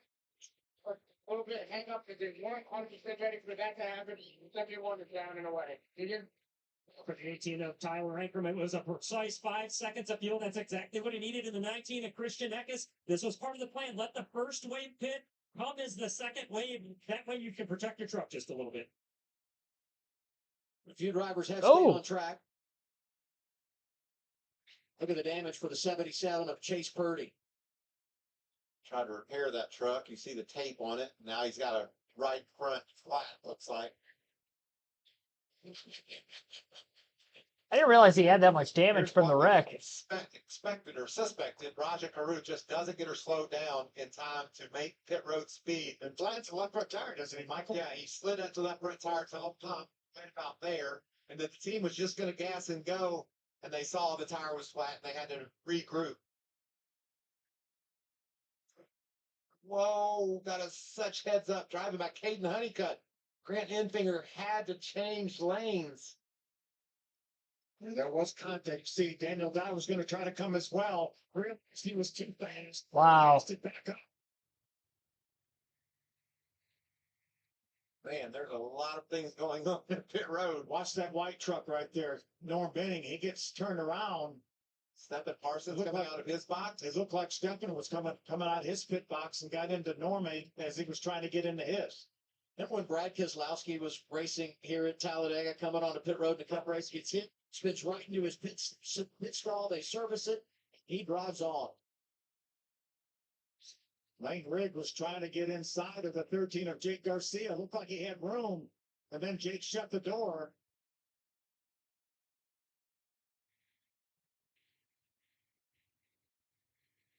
This is tight.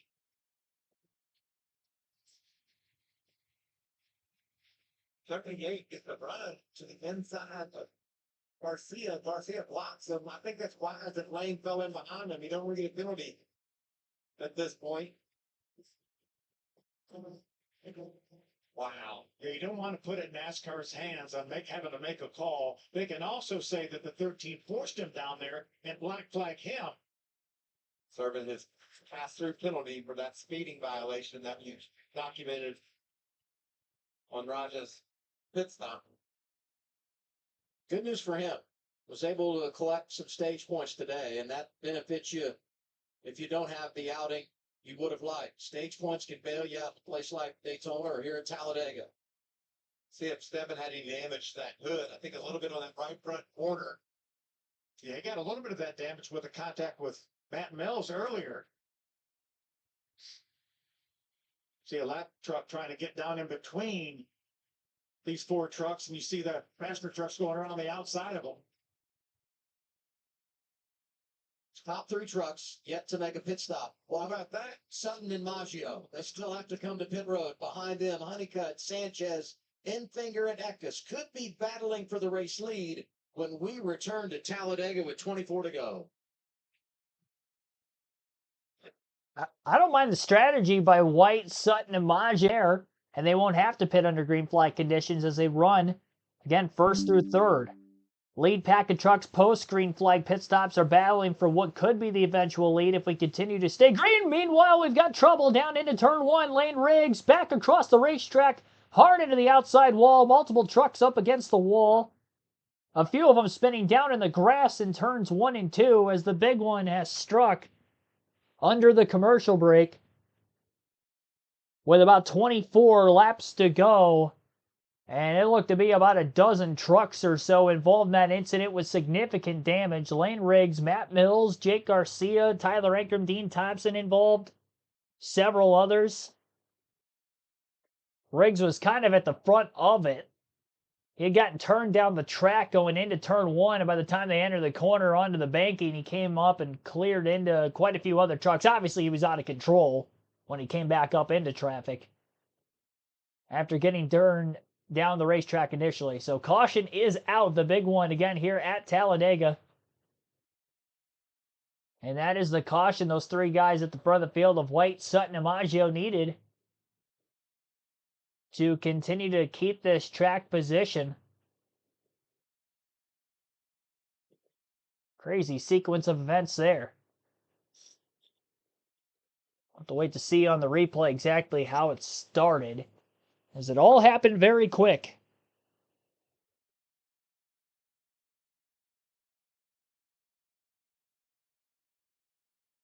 Riggs is definitely done for the day. Huge impact to the right side of his race truck.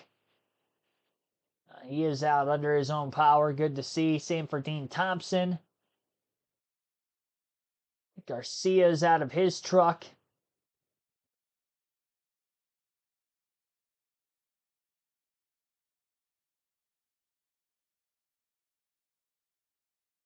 Well, maybe Thompson's not out of his truck. Might get a push back to pit road. They have crashed again. Our second crash of the day brings out our third caution and some big players involved. Yeah, you can see here coming through the tri-oval, that's Stephen Parsons we're highlighting. He's pushing hard, Jake Garcia, and Jake has to back off the gas right there when Christian Eckes pulls up. And Stephen with nowhere to go. He was right on his bumper, and here they all go crashing. See, Tanner Gray into it, Matt Mills. Connor Zillich back there. Great side of Here comes playoff driver Taylor Gray and Tyler Ankrum.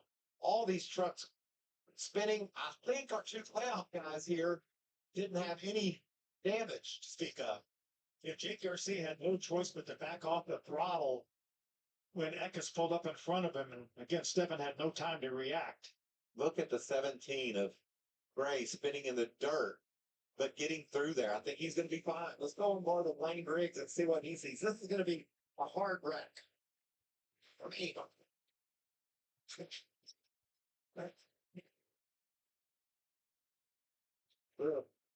Seth Corey Hahn drive by on the grass. The low lane Riggs. Makes my bones hurt just listening to it after all these years. There's the contact from the 15 into the back of Steppen and Steppen into the back of Jake. Yeah, they were making up good ground till Eckes pulled out in front of him. Watch Corey Hahn drive by on the inside. Looked like Ankrum got down in the grass. He spun in the grass. I don't think there was any contact with the 18 of Ankrum. Let's watch this black truck of Brett Holmes. Look at the job he does. He's up high in the middle of the crash. Down low, barely gets through. Tell you, I think Ankrum's going to be okay, guys. I don't think there's any damage. I think it's the same for Gray, Phil. I think both of those trucks are going to be able to patch them up and go again. It all started with that pull to the outside. Grant Enfinger actually pulled to the outside right in front of Eckes as well. Those split such decisions they make. Wow. Hunter Zillich with heavy damage as well. There's Lane Riggs. Good to see these drivers Certainly couldn't is. continue on climbing from their trucks. It's not the first time today that Taylor Gray has had adversity. Here's 17 radio.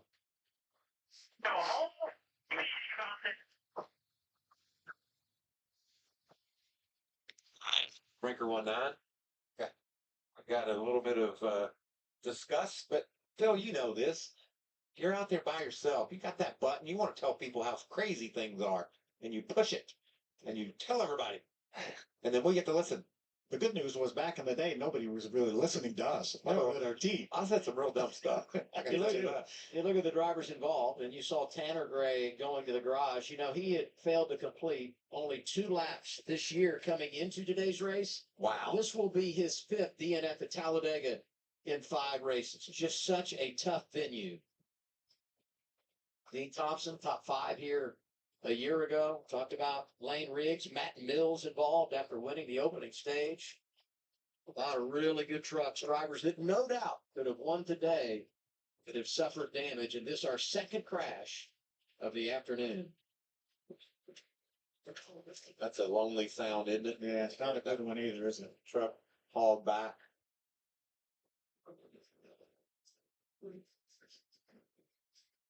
Under caution at 10. We ride on board with Lane Riggs. Watch and listen.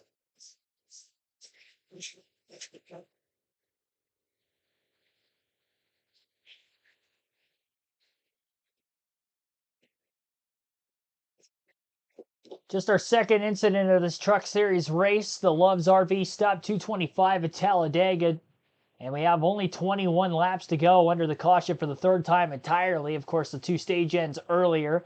Our first crash of the day led into the end of stage 2, which was back on lap 38 where that wreck had taken place. And then the stage end at lap 20, the big one right here at lap 61. Drivers involved: Jake Garcia, Lane Riggs, Tanner Gray, Matt Mills, Tyler Ankrum.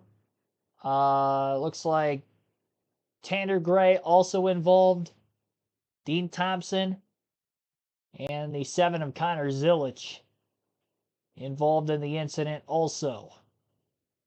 So 8 trucks involved in this crash. It looked like more when it happened live, but 8 trucks listed involved in the crash here today at Talladega. What I'd presume to be the big one to this point.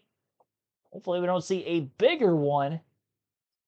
And that is definitely a caution that well suited for those top 3 that did not pit. Now, they appeared to have pit under the caution anyway, so I guess I'm not quite sure exactly why they didn't pit under green, but it keeps them in this lead pack for this next restart.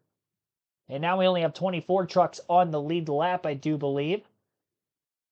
28 truck gets the free pass. That would be Keith McGee. He was lapped down since the end of stage 1. So finally back on the lead lap for him. And Caden Honeycutt in the 45 truck is scored as our race leader.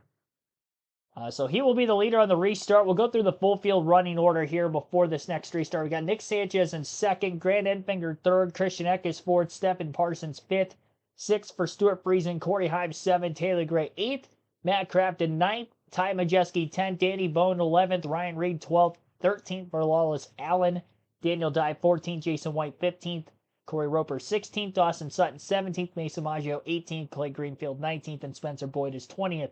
Keith McGee in 21st, 22nd. Tyler Rankin, Raja Karud 23rd. Norm Benning, last truck on the lead lap at 24th. Brett Holmes a lap down in 25th. Chase Purdy involved in that incident, 26th. Lane Riggs 27th. Jake Garcia 28th. Tanner Gray 29th. Matt Mills 30th. Dean Thompson 31st. Connor Zilic 32nd. William Sawalich 33rd. Johnny Sauter 34th. Ben Rhodes 35th. And Bailey Curry 36th. We'll take another break. You're listening live on KRC. We've got, could potentially be the final restart coming up very shortly for this Craftsman Truck Series race at Talladega. Craftsman products and an all-new 2024 Toyota Tacoma. Under caution for the third time. When we return to the green flag, less than 20 to go. Caden Honeycutt leads it. Well, I guess we didn't get much out of that. I thought they were going to stay back from the commercial break a little longer. Good thing I got mine in when I did. All right. So again, Caden Honeycutt going to be the leader on the restart. How cool would it be for him to get his first career Truck Series win, same week of him getting announced that he will be running for Nice Motorsports full-time in 2025. Not as much pressure on him, of course, this year to perform running in a part-time basis, but he performed well enough to get the full-time job for next year. Again, a couple top fives at Kansas in both races there this season. Handful of top tens as well in just 10 starts, so great for Caden. Showing a lot of speed in that 45. Same truck, obviously, Carson Hocevar was in the championship for with just a season ago. Ross Chastain also won in that truck in a part-time effort earlier this year at Darlington in the spring. Oh, geez, sorry for that loud noise. I almost dropped my phone. Mark Witkowski, thanks for tuning in. I know you've been here for a while. I haven't shouted you out yet. Same for Chris Davis, Guillermo Leorza. Thanks for tuning in as well. At least I don't think I shouted any of you guys out. Wade, Stephen Harvey, many others that have been here since the start of the stream on a Friday afternoon. Most of you maybe in school, at work, at the end of, or I should say the start of this stream, started this race earlier today. If you're listening now, maybe enjoying your early start to the weekend. Appreciate you tuning in here on this Friday afternoon. Our live commentary coverage at Talladega continues through the rest of the weekend. Qualifying for the NASCAR Cup Series tomorrow, we will go live at 1:30 p.m. Eastern. Same start time for the Cup Series race on Sunday afternoon at 1:30 p.m. Eastern with our pre-race coverage as well. Full flag-to-flag coverage like you're listening to here now. Xfinity race also tomorrow, so doubleheader after Cup qualifying. 4 p.m. Eastern will be our start time for the Xfinity Series race. That distance also shortened from last year and previous year's lengths from 300 miles to 250. 113 laps down to 94, and as far as this race here today, shortened from 94 to 85, and that is a 25-mile difference from what we would usually see here at Dega for the Truck Series. So let into the interesting pit strategy. Everybody pitted under green flag conditions in this final stage, so they're plenty good on fuel to go to the end. That will not be a discussion even if we have a couple of overtime restarts, as we're setting up for a late race restart of our own. Not overtime, but in the final 20 laps. Got a quick replay. It's right Matt there, Mills, but by the way.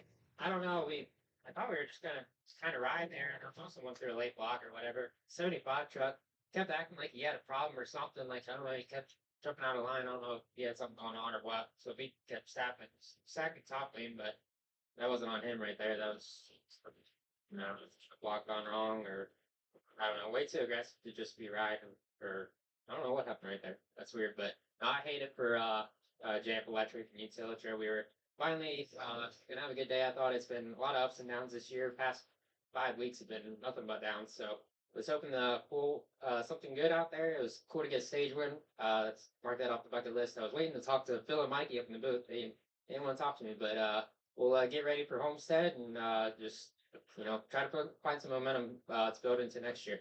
Thank you, Matt. Regan?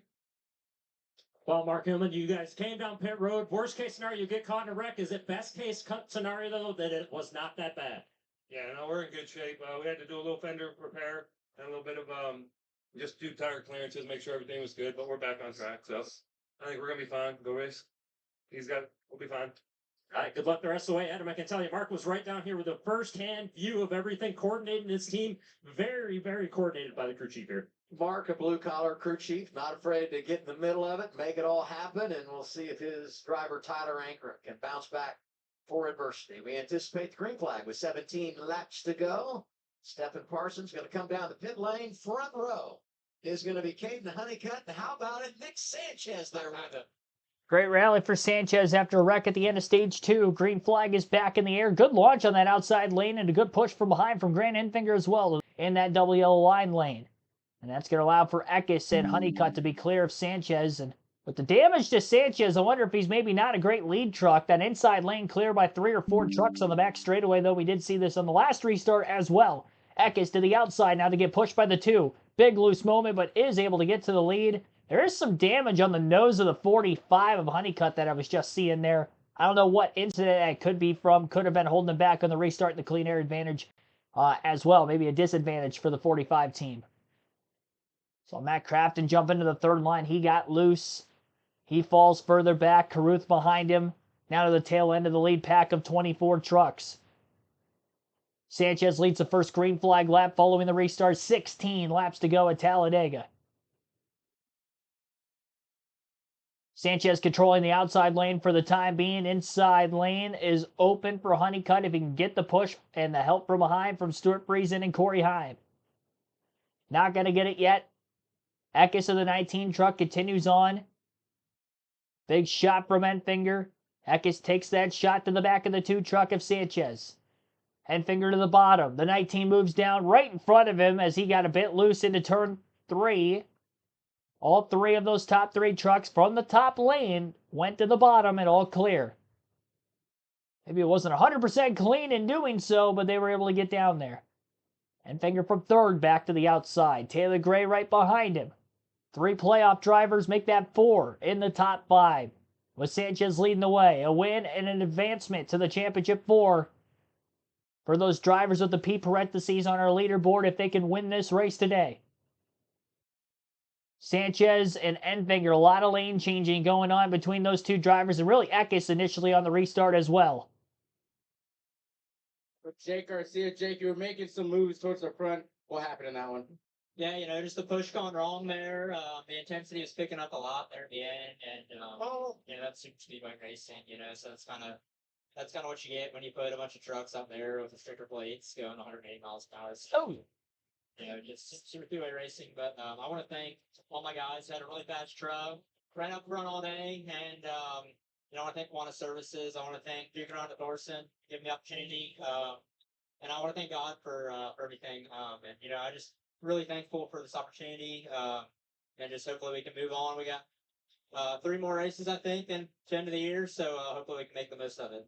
Thanks, Jake. Adam, there's another incident on the track. Yep, 4th caution of the day, Mamba. Sanchez running out front, got away from him. They crashed back behind him. All this happening inside of 15 laps to go. Wild spin by our leader, probably a push or a block, like we stated. We saw him sliding way around that turn 4 turn. Phil, for the second time today, that truck looked like its day is over, and they're going to put more tires on it. Keep digging. Keep digging. Yeah. Mason Maggio, we saw for a moment with the 21 truck with some damage. Keith McGee in the 28. Good news there, climbing from his truck.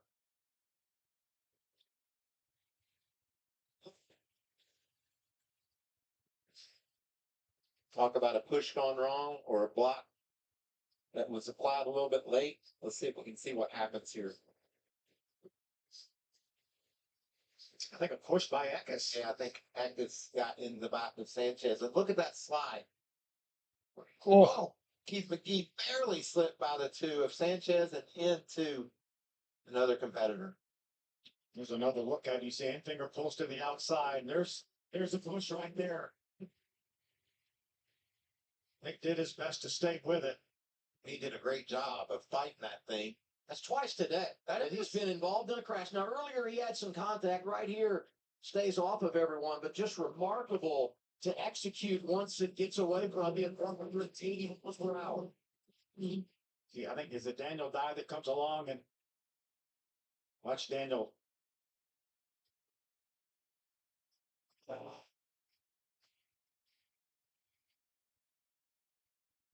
Oh, First step of contact, turned him sideways into the grass, and he just kept with it. Great job by Daniel Dye. Thank you for bringing us these great pictures, Daniel.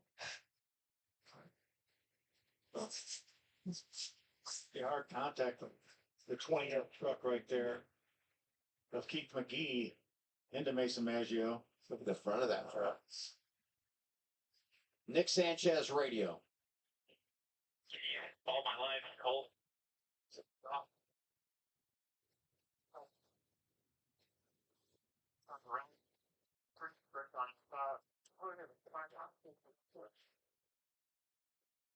Heading into turn 3, that's a pretty abrupt turn the other direction, and a push right there can go wrong in a hurry. Sanchez came. yeah, I don't know. It was so much that he didn't hit him square. If he was hitting him square, as the crew chief, appeared to have had shown and stated, which it did look like he hit him square. The problem is he hit him in the corner, and that is what has knocked the two trucks sideways and causing yet another caution here in the late going into this race. So back-to-back yellows in the span of only about 4 green flag laps we had between those two cautions. This one's striking at lap 70. And we are now at lap 72 under the caution. Grant Enfinger scored as the race leader at the time of the yellow. Taylor Gray second. Ryan Reed in third. Christian Eck is fourth. And Wallace Allen in fifth. That is the top 5 for this next restart. We're going to have right around 10 laps to go when we get back to racing here, as we'll take another break. You're listening live on KRC, the Loves RV Stop 225 at Talladega.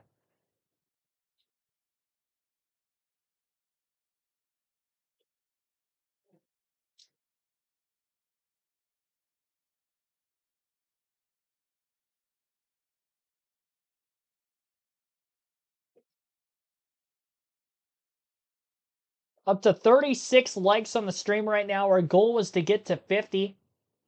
So be sure to hit the like button on the stream if you haven't done so yet. Again, goal 50 likes. We're only 14 shy of getting there at this point. 12 laps to go as we're working yet another caution. Our 4th of the race, our 3rd for incident.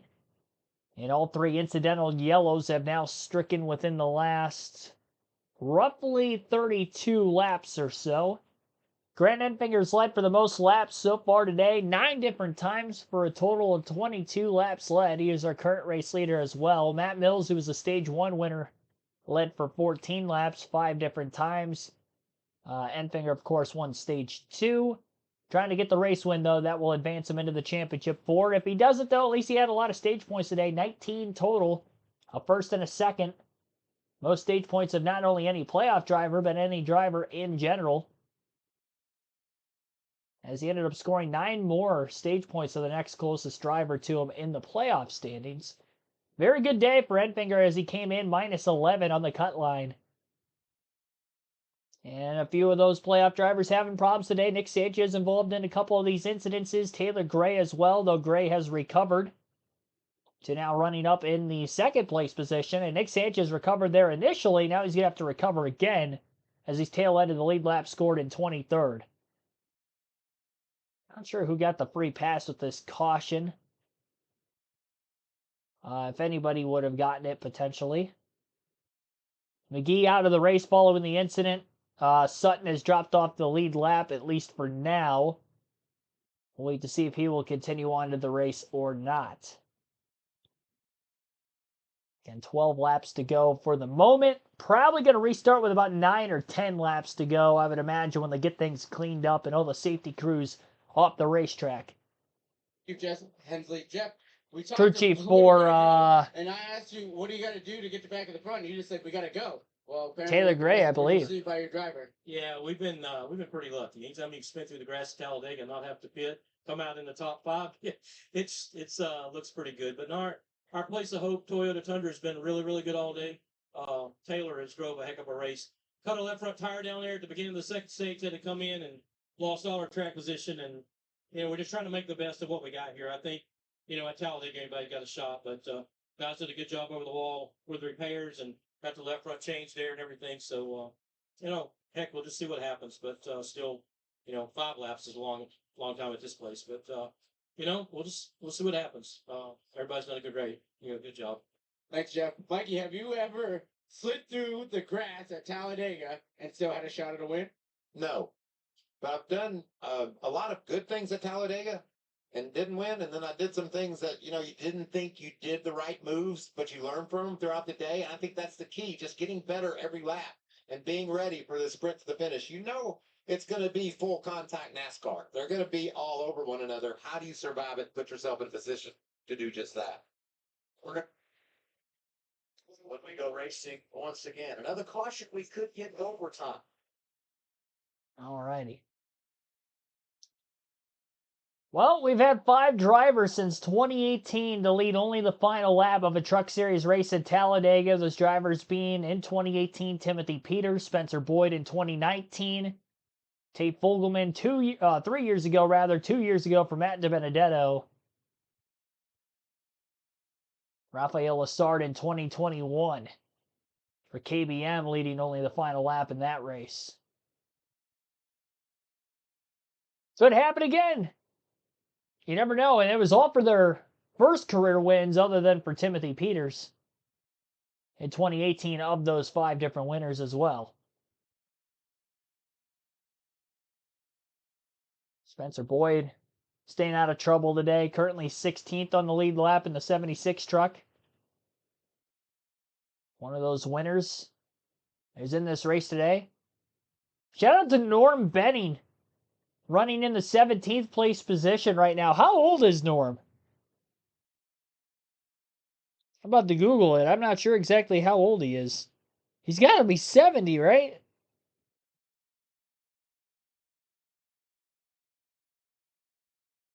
Yeah, 72 years old. He was born in 1952 on January 16th from Level Green, Pennsylvania, is Norm Benning.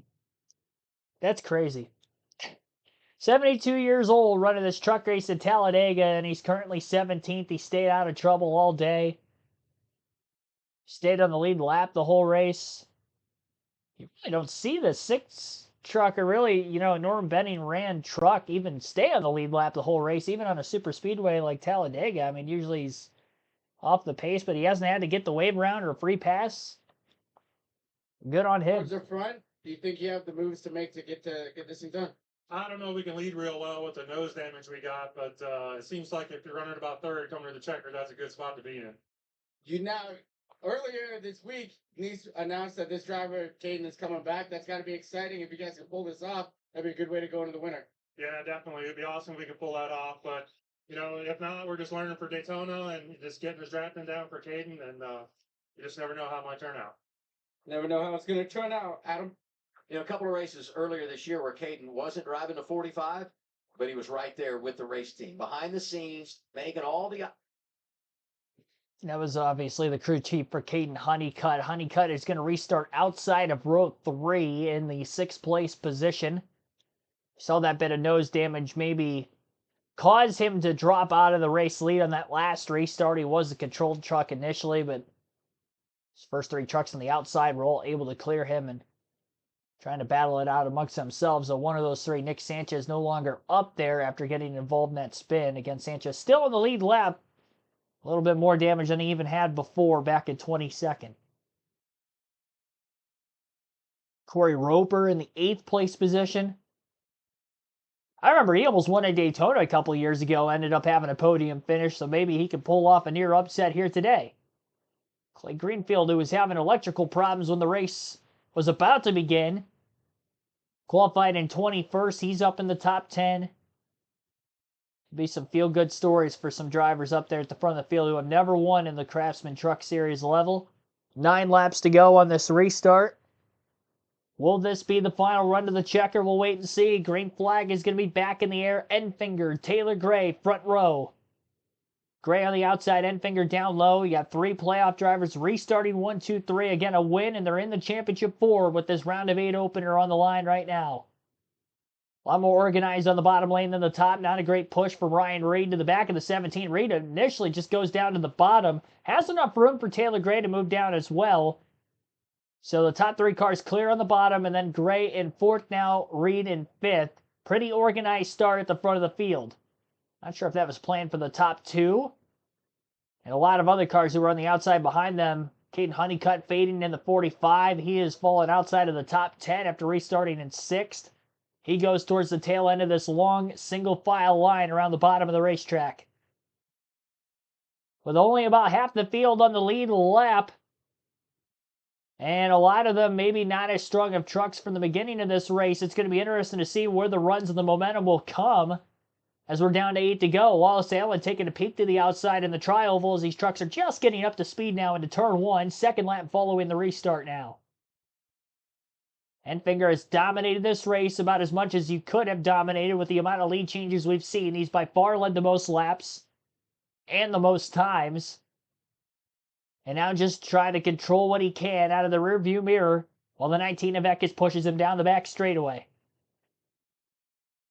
And a big push to get these 2 trucks a little bit of a gap and a separation from Allen and Gray running in 3rd and 4th behind them.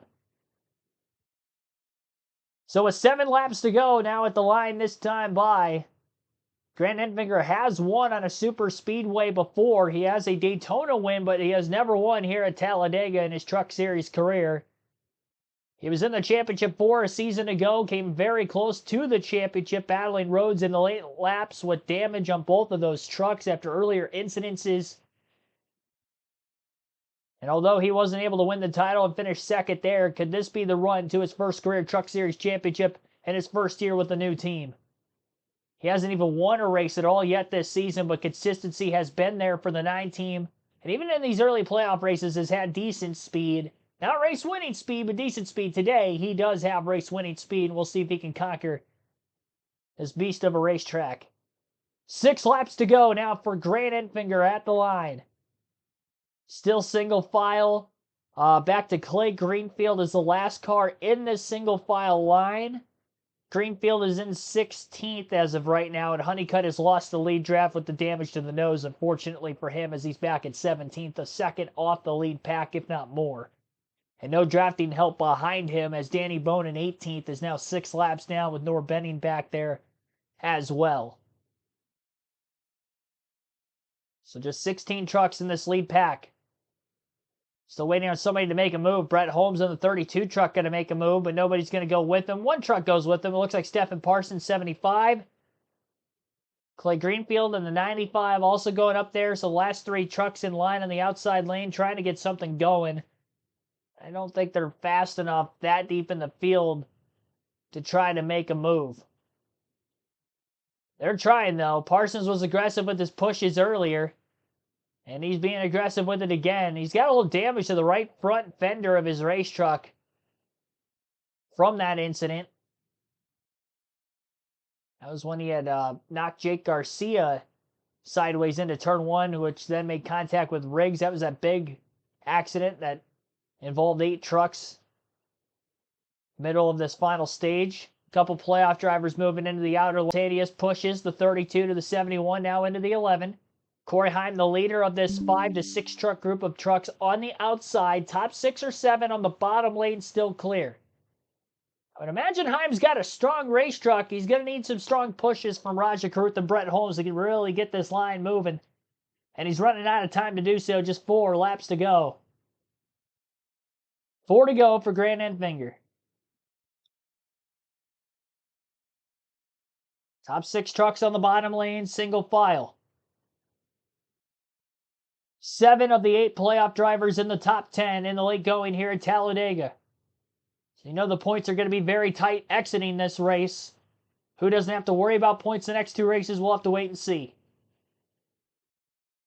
Big push nearly gone wrong for Karuth to the back of Heim. Both trucks able to get to the bottom lane as they weren't going anywhere. Might have even lost a couple of positions as they now fall outside the top 10 on the leaderboard. Push was right off the exit of turn 2, and I'm sure Karuth was getting pushed from behind from Holmes as well. Very dysfunctional at the tail end of the field. And maybe a move going to have to be coming from the top 4 or 5 trucks and try to make a run at the race leaders here as we get down the home stretch. Eckes is hoping it just stays organized like this until the last lap, but no, I guess, real way of knowing unless we get to that point and it's still single file. Now, Wallace Allen's got to be hungry, never being in this position before, running in third with a shot for the win in the 33 truck. He's shown great speed in the super speedway races, Atlanta, Daytona, and the Xfinity Series, so has maybe learned quite a few things from there over the last month and a half or so that he is going to potentially apply to this Truck Series race in these final 2 laps now. 2 to go at the line. Nobody has made the move yet in this 9-lap run to the checkered from the last restart. Grant Enfinger leads a single file line of 16 trucks still. Carruth moves to the outside on Corey Heim just outside the top 10. 3 trucks behind him going in line with Carruth. Down the back straightaway at the front of the field, still single file. Looks like Daniel Dye also moving up in front of Carruth. Couple of buddies now working together in the outer lane. A little bit of damage on Dye from the last incident. That's enough to at least keep up in this pack. They got a long ways to go to get to the front of the field. Off of turn 4. White flag will be in the air this time, and it will be the final lap of the Love's RV Stop 225 at Talladega.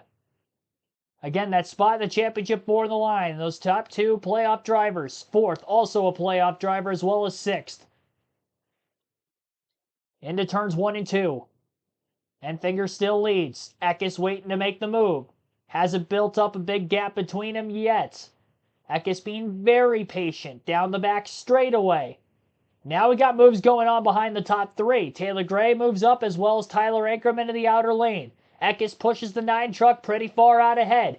Big run by Taylor Gray getting pushed by the 18 still in the outside lane. They are coming, but do they have enough time?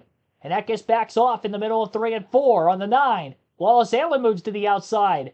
Eckes can't get there. Bigger run by Taylor Gray to the 3rd lane. He's got speed, and he's got a push from the 18. He gets sideways. Big wreck now in the center of the tri-oval. Couple of hits into the outside wall. Eckes is around, and by about a half a truck length out in front of the field, Grant Enfinger is going to win at Talladega. Grant Enfinger by about a half a truck length crossed the line first in front of Taylor Gray, who was getting a massive shot from behind by Tyler Ankrum, but once Ankrum broke sideways in the center of the tri-oval, that run dissipated, and it was enough for Grant Enfinger to get his first career win at Talladega, and he will now have back-to-back Championship 4 appearances, and he will not have to worry about Homestead and Martinsville the next couple of races because he is locked in for a spot at the championship in Phoenix here in a handful of weeks. He ran a great race. He probably had the fastest car, led the most laps, won a stage in a race win. Well-deserving win here today for Grant Enfinger. And under a 9-lap green flag run to the checker, the caution did not come out until after the leaders crossed the start-finish line to get the checkered flag, so this race does not end under yellow. Technically, margin of victory, 41 one-thousandths of a second for Grant Enfinger over Taylor Gray. Daniel Dye scored in 3rd. Raja Carruth 4th. Lawless Allen 5th. Christian Eckes 6th. Ryan Reed on fire finishes 7th as he crossed the line. Ton of damage to the nose of his race truck. Stephen Parsons 8th. Brett Holmes 9th. And Spencer Boyd rounds out the top 10. Corey Hyman 11th. Ty Majeski 12th. 13th for Stuart Friesen. Tyler Ankrum 14th. Clay Greenfield 15th. Corey Roper in 16th. Jason White 17th. Mason Maggio 18th. Danny Bone 19th. And Caden Honeycutt in 20th. Norm Benning 21st. Nick Sanchez 22nd. Matt Crafton 23rd was the last truck to finish on the lead lap. Dustin Sutton 4 laps down in 24th.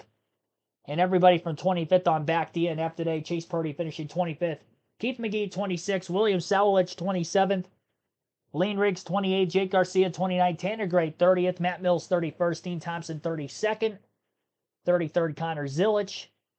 34th Johnny Sauter. Ben Rhodes 35th. And Bailey Curry 36 rounds out the field of 36 trucks. Enfinger led 9 times for 34 laps. I also mentioned already that he had won stage 2 on top of that, but that stage win doesn't matter because Points don't matter for him. He gets the win.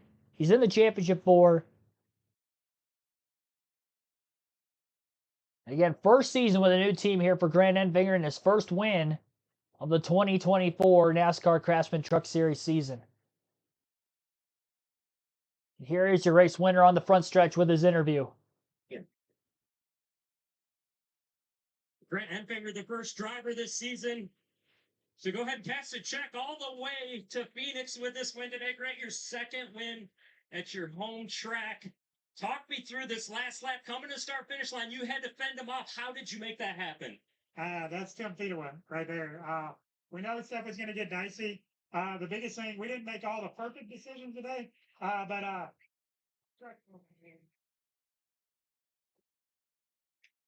we had a champion power equipment Chevy. It was fast enough to get it done today. So even though we chose outside once or twice that maybe we shouldn't have or whatever, that was Harry coming right there. New Taylor was coming with the run. Tim told me to go up, then he told me to come down, and I just Talladega right there. So hopefully all the fans enjoyed it. It's nothing like winning it at your hometown, home track. Got my family here. First win with my daughter and my son here. So looking forward to that. And just on top of that, we get to race for a championship at Phoenix. So the first round did not go well. We snaked through there, and now we won here. So thank you to Jeff Segwitz. Thank you to Cody Roboff, Larry Bird, Granny, everybody that makes this possible. Everybody at Chevrolet. We had a really fast Chevy here. Same truck we had at Daytona.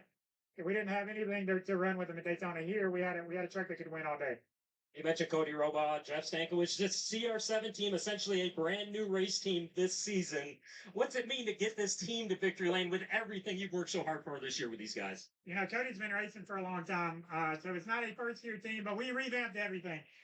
Came over there. We're fortunate enough to bring Jeff Stankiewicz over there. Michael Sheldon was already there. A lot of really, really good people. Paul Edits over here, George Stone, Jim Pierce, a lot of guys at the shop, Doug Howe, Gary Lambert. There are just so many people that make this team. It's a little bit of the little team that could, but we have great resources with our friends over there at MHR. Obviously, great resources from everybody at Team Chevy. So we've been knocking on the door. I know it's a speedway race, but we've been knocking on the door at all the tracks. So I feel like we stumbled that first round of the playoffs, but it really doesn't matter now. So able to win our way to Phoenix. Now we can just focus on that. So looking forward to having some fun the next couple races, but a championship's on the line now. All right, get to victory lane and enjoy your family. Grant Enfinger wins at Talladega. Fifth caution of the day came out as Grant was crossing the start-finish line. Let's go. I believe it was slightly after the checkered flag where the accident took place. See Daniel died on top of the screen there, pushing the 18.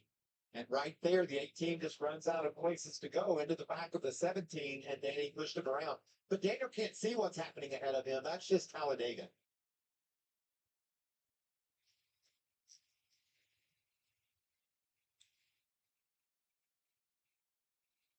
Yeah, you can't see through that truck that's in front of you. And the 17 of Taylor Gray lost all his momentum.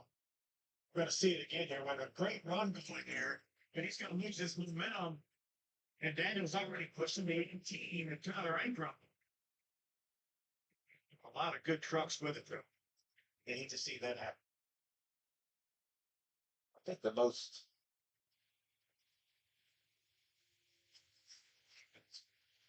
That is see right behind the I agree, trying to get him going. Push off my head, right, Bill? There it was.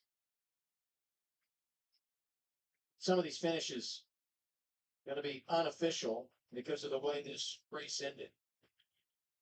We'll find out Daniel died being scored on the third. Wow. It did look like Caruth may have gotten third place there as they crossed the line. And obviously, Dye involved in the incident. Caruth has not been involved in the incident. So Caruth might get another point better of a finishing position here. So NASCAR is going to have to sort all of this out. We're not going to be able to show you the point standings concluding this race going into the last two just because they may change by a few points here or there. Good to see Ryan Reed hop out of that fireball of a race truck headed down towards turn 1.